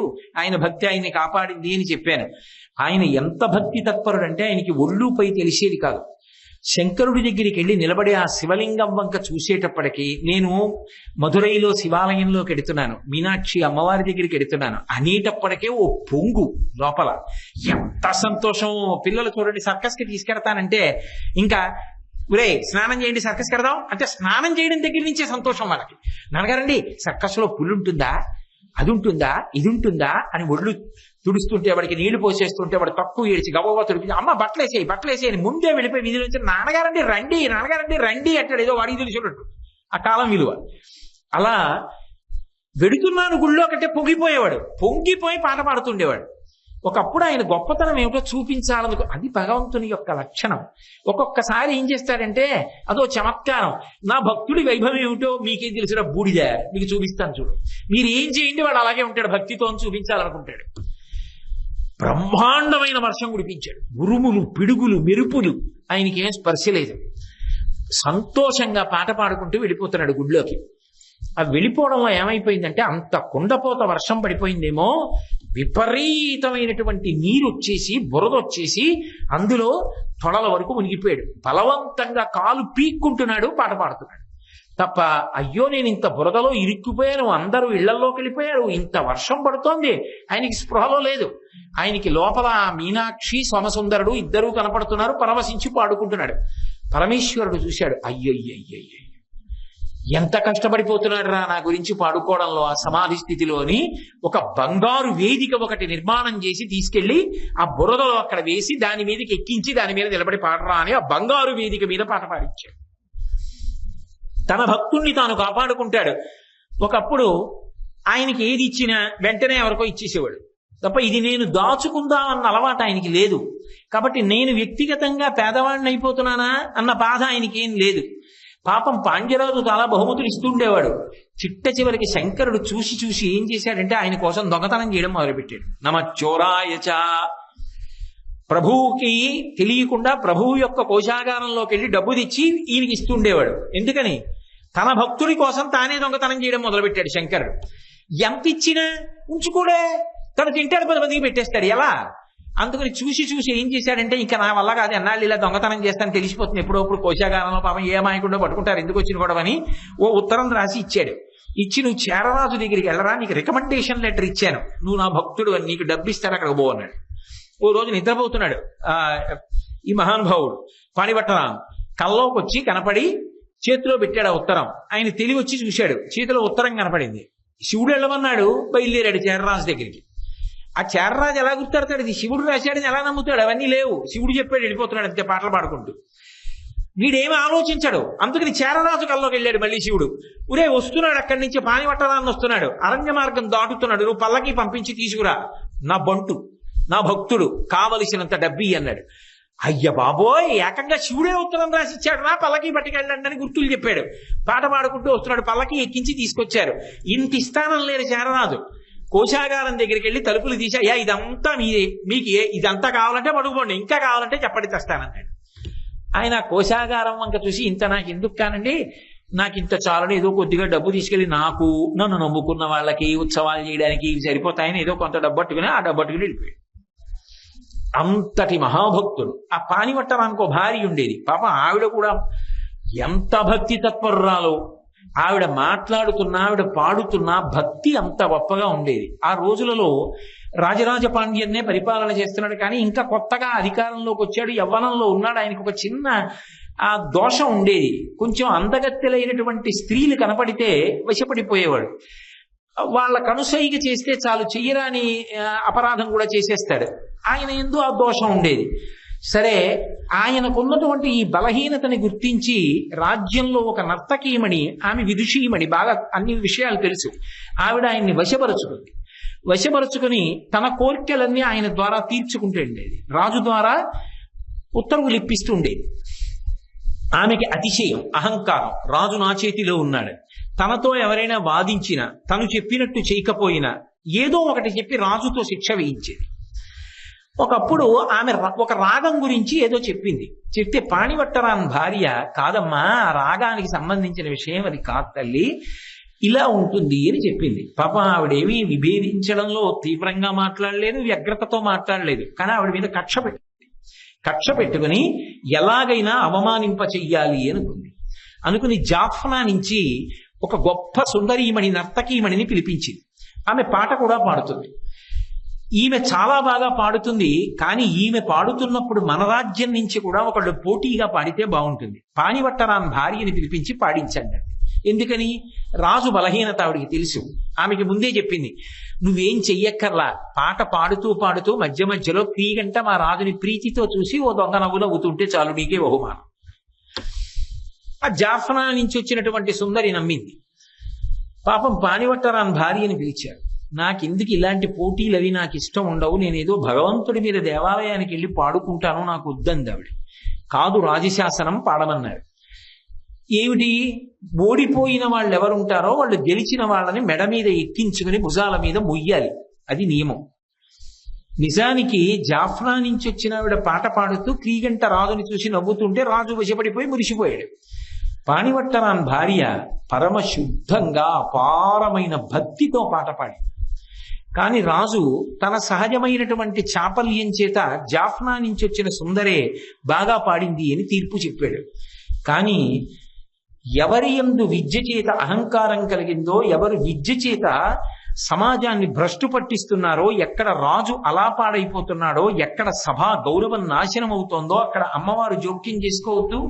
అందుకని అమ్మవారు అకస్మాత్తుగా ఒక మాట పలికించింది. ఇవాళ పోటీ పూర్తయిపోలేదు, రేపు కూడా ఉంది. వెంటనే భావప్రచోదనం కదలిక ఆవిడిది కదూ, అకస్మాత్తుగా రాజు నోటి వెంట ఒక మాట వచ్చింది. రేపు సభ ఇక్కడ కాదు, శివాలయంలో నాట్య మందిరంలో అక్కడ పాట పాడతారన్న. సరే, మర్నాడు శివాలయంలో గాన మందిరంలో పోటీ పెట్టారు. ఆ వచ్చిన జాఫ్నా సుందరి పాట పాడింది. ఈవిడ పరమభక్తితో పాడింది. ముందు రోజు వెళ్ళి ఏడిచింది మీనాక్షి దగ్గర, శివుడి దగ్గర. అమ్మా, నాకు బహుమానం రాలేదని బాధపట్టలేదు, నేను జాఫ్నా సుందరిని మొయ్యవలసి వస్తుందని బాధపట్టలేదు. కానీ నిష్పక్షపాతమైన తీర్పు జరగలేదు. సభా గౌరవం పోయింది. సభలో ఎవరు గౌరవింపబడాలో వాళ్ళు గౌరవింపబడనప్పుడు ఆ సభలో తీర్పునిచ్చినటువంటి రాజుకి అమర్యాద వస్తుంది. ఈ రాజ్యం ఎంతో కాలంగా మీది. ఇటువంటి రాజ్యంలో ఇవాళ ఇలాంటి పరిస్థితులు జరిగితే అమ్మా గౌరవం ఎక్కడ నిలబడుతుంది? కాబట్టి నన్ను కాపాడమ్మా అని నమస్కారం చేసి వెళ్ళింది. మరునాడు మళ్ళీ ఆ పాట పాడుతున్నారు. పాడుతున్నప్పుడు పరదేవత యొక్క ప్రచోదనం, ఆ శివుని యొక్క అనుగ్రహం, ఆయన యొక్క ఆ ఆలోచన రాజులో ప్రవేశించి ఆ జాఫ్నా సుందరి పాట పాడి తర్వాత ఈ పాణివట్టరాన్ భార్య పాట పాడేటప్పటికీ ఎక్కడో అలౌకికమైనటువంటి భక్తిలో మునిగిపోయాడు రాజు. ఆ అయిపోగానే తనని వశం చేసుకున్నటువంటి స్త్రీ వంక చూడకుండా అకస్మాత్తుగా ఆయనకు ఒక ఆలోచన వచ్చింది. నేను ప్రభువుని, ఇది దేవాలయం, ఈ రాజ్యాన్ని నిర్మించింది ఇచ్చింది మీనాక్షి సోమసుందరులు, నేను ఇటువంటి తీర్పునిచ్చి సభామర్యాద పాడు చేయకూడదు అని వెంటనే లేచి పాణివట్టరాన్ భార్య గెలిచింది అని ప్రకటించాడు. అది అలా గెలిచిందని చెప్పి జాఫ్నా సుందరిని ఆవిడ్ని మొయ్యమని దేవాలయం చుట్టూ తిప్పమన్నాడు. ఆవిడ మోయబడినందుకు సంతోషించలేదు, సభా గౌరవం నిలబడినందుకు సంతోషించింది. ఆ తరువాత ఒక సభలో ఉండవలసిన గౌరవం ఉండకపోతే ఎంత ప్రమాదం వస్తుందో గుర్తించిన శంకరుడు రాజరాజ పాండ్యన్ మనస్సులో తీర్పు చెప్పేటప్పుడు ఇటువంటి అవలక్షణములు లేకుండా, ఇటువంటి బలహీనతలు లేకుండా అధిగమించేటట్టుగా అనుగ్రహించాడు. అందుకే మధురై క్షేత్రంలో ఉన్న విశేషం ఏమిటి అంటే, ఆమె సభానాయకీ స్వరూపంలో ఉండి ఎవరు సభాపూజ్యతని పొంది ఉంటారో అటువంటి వారి భక్తిని ప్రధానం చేసుకుని వారు తమ యొక్క విభవానికి కారణం భగవంతుడు అని గుర్తు పెట్టుకున్న వాళ్ళు ఎవరుంటారో వాళ్ళ యొక్క కీర్తిని, వాళ్ళ మర్యాదని ఎప్పుడూ కాపాడుతుంటుంది. ఆ విభవం ఇచ్చిన అది అన్యాక్రాంతం చేసి ఏదో లోకంలో పేరు ప్రఖ్యాతి పొందడం కోసమని చెప్పేసేసి ప్రయత్నం చేసేటటువంటి వాళ్ళని బుద్ధి చెప్పి పాఠం చెప్పి నియంత్రించి మళ్ళీ వాళ్ళని సన్మార్గంలో నడిచేటట్టు చేస్తుంది. ఇన్ని ప్రయోజనములను ఏకకాలంలో పాణివట్టరాన్ భార్య పాట సమయంలో ఆవిడ ఆయన జోక్యం చేసుకుని దిద్ది కాపాడారు. కాబట్టి శంకరాచార్యుల వారు శ్రీమత్ సభానాయకీం అంటారు. శ్రీమక్షణ్ముఖ విఘ్నరాజననీం శ్రీమజ్జగన్మోహినీం మీనాక్షీం ప్రణతోస్మి సంతతమహం కారుణ్యవారాన్నిధిం. ఏమి చెప్పేది? శంకరులు ఏం చేసినా చాలా ఆశ్చర్యంగా ఉంటుంది. మళ్ళీ శ్రీకారం వేస్తున్నారు. వేస్తూ మళ్ళీ ఒక మాట అంటున్నారు, శ్రీమత్షణ్ముఖ విఘ్నరాజననీం అన్నారు. ఆ తల్లికి కొడుకులే ఎవరు? విఘ్నేశ్వరుడు, సుబ్రహ్మణ్యుడు కూడా. అయినప్పుడు ముందు పెద్ద కొడుకు పేరు చెప్తారా, ముందు చిన్న కొడుకు పేరు చెప్తారా? ముందు పెద్ద కొడుకు పేరు చెప్పాలి. సాధారణంగా ఒకరి దగ్గరికి వెళ్ళి కీర్తిస్తున్నప్పుడు ఏం చెప్తాం? పోనీ అందులో పెద్ద ఆయన అవలక్షణాలు ఉన్నవాళ్ళండి, ఆయన పేరు ఎందుకు ముందు చెప్పడం, అందుకని చిన్నవాడి పేరు చెప్పారండి అందామా అంటే పెద్దవాడు హేరంబుడు. మరి మూకశంకరులు హేరంబేచ గుహేచ హర్షభరితం అలా ముందు వినాయకుడి పేరు చెప్పలా? పైగా వినాయకుడు స్వయంగా అమ్మవారి యొక్క శరీరానికి ఉన్నటువంటి పసుపు ముద్దలోంచి పుట్టినవాడు. అటువంటి వాడిని వెనక్కిట్టారు, సుబ్రహ్మణ్యుడిని ముందుకెట్టారు. ముందుకెట్టి ముందు చిన్న కొడుకుని చెప్పి వెనక పెద్ద కొడుకుని చెప్పి వాళ్ళిద్దరికీ కూడా తల్లి అయిన దానివి అంటున్నారు. శ్రీమత్షణ్ముఖ విఘ్నరాజ జననీం. పోని వాళ్ళిద్దరికీ సంబంధించి ఏదో విభూతుల విషయంలో మాట్లాడారంటే ఏదో ముందు సుబ్రహ్మణ్యుడిని అందుకు చెప్పారండి, అందుకు సుబ్రహ్మణ్యుడి తల్లి అంది అందామా అంటే అమ్మ అనగానే అమ్మ మీ పెద్దబ్బాయి ఎవరు అంటామా లోకంలో? ఎంతమంది అండి మీకు పిల్లలు? 2 పిల్లలండి. ఓ ఇద్దరా? పెద్ద ఆయన ఏం చేస్తుంటాడు అంటారా? చిన్న ఆయన ఏం చేస్తుంటాడు అంటారా? పెద్ద ఆయన ఏం చేస్తాడంటారు. మరి ఇన్ని తెలుసున్న శంకరాచార్యుల వారు, ఇంత సంప్రదాయజ్ఞులు, ఇంతటి మహానుభావుడు, ముందు చిన్న కొడుకు పేరు వెనక పెద్ద కొడుకు పేరా? ఏమిటది అంటే ఆయన అక్కడ మీనాక్షి తత్వాన్ని దృష్టిలో పెట్టుకుని చెప్తున్నారు. ఎందుకని అంటే విఘ్నేశ్వరుడు ఎప్పుడూ ఆవిడ్ని వదిలిపెట్టి ఉండడు, తండ్రిని వదిలిపెట్టి ఉండడు. అందుకే లోపలికి వెడుతున్నప్పుడు మధురైలో ఒక విఘ్నేశ్వరుడు కాడు. విచిత్రం ఏమిటంటే మామూలుగా మూషిక వాహనం మీద కూర్చున్న విఘ్నేశ్వరుడు, నృత్యం చేస్తున్నటువంటి విఘ్నేశ్వరుడు. పూర్వం మొట్టమొదటి మీనాక్షి దర్శనం. కాలక్రమంలో ఏమైపోయిందో తెలుసా? విభూతి వినాయకుడిని ముందు ఆయన్ని దర్శనం చేస్తారు. ముందు దేవాలయంలోకి వెళ్ళగాని పిల్లవాళ్ళవనివ్వండి పెద్దవాళ్ళవనివ్వండి బొట్టు కన్నా ముందు విభూతి ఎట్టుకుంటారు. ఎక్కడదా విభూతి అంటే శివాలయంలోది కాదు, మీనాక్షి దేవాలయంలో ముందు మీనాక్షి దర్శనం. కానీ చిత్రం ఏమిటంటే మీనాక్షి దర్శనం కన్నా ముందు ఎవరి దర్శనమో తెలుసా? వినాయక దర్శనం. ఆ విభూతి వినాయకుడు ఉంటాడు. చిన్న చిన్న పిల్లలు కూడా వెళ్ళి ఆ విభూతి తీసి ఆ విఘ్నేశ్వరుడి మీద వేసి ఆ విభూతి తీసి లలాటమనందు పెట్టుకుంటారు. పెట్టుకుని ఆ తర్వాత అమ్మవారి దర్శనానికి వెళ్ళి అమ్మవారి కుంకం బొట్టు పెట్టుకుంటారు. ఆ తర్వాత అయ్యవారి దగ్గర విభూతి కూడా కాస్త పెట్టుకుంటారు. విచిత్రం ఏంటంటే మహాజ్ఞానాన్ని ఇచ్చిందండి ఆవిడ. ఇవ్వనిది ఏముంది తల్లి అక్కడ? అటువంటి తల్లి దగ్గర ముందు సుబ్రహ్మణ్యుణ్ణి చెప్పారు ఆయన. కారణం విఘ్నేశ్వరుడు అక్కడ ఉండడమే కాదు, అమ్మని వెతుక్కుంటూ వచ్చేసాడు. ఎందుకో తెలుసా? మీరు అయ్యవారి ఆలయంలోకి ప్రవేశించడానికి వెళ్ళేటప్పుడు ఎదురుగుండా ఒక విఘ్నేశ్వరుడు ఉంటాడు. అసలు ఆ విఘ్నేశ్వరుడు ఏదో కింద నుంచి అంతవరకు ఎంత ఎత్తు ఉంటుందో అంత ఎత్తులో ఉంటాడు. ఆయనకి సంవత్సరానికి ఒకసారి ప్రత్యేకంగా బియ్యంతో పొంగలి లాంటిది వండి దాన్ని ఒక పెద్ద రొట్టెలా చేసి నైవేద్యం పెడతారు. అంత పెద్ద విఘ్నేశ్వరుడు. ఆయనకి ప్రత్యేకంగా పూజలు చేస్తారు, గరికతో మాలలు వేస్తారు. ఇంత గొప్పగా విఘ్నేశ్వర స్వరూపం ఉండగా మరి ముందుకు తీసుకొచ్చి శ్రీమత్షణ్ముఖ విఘ్నరాజ జననీం ఏమిటి అంటే దానికి ఒక కారణం ఉంది.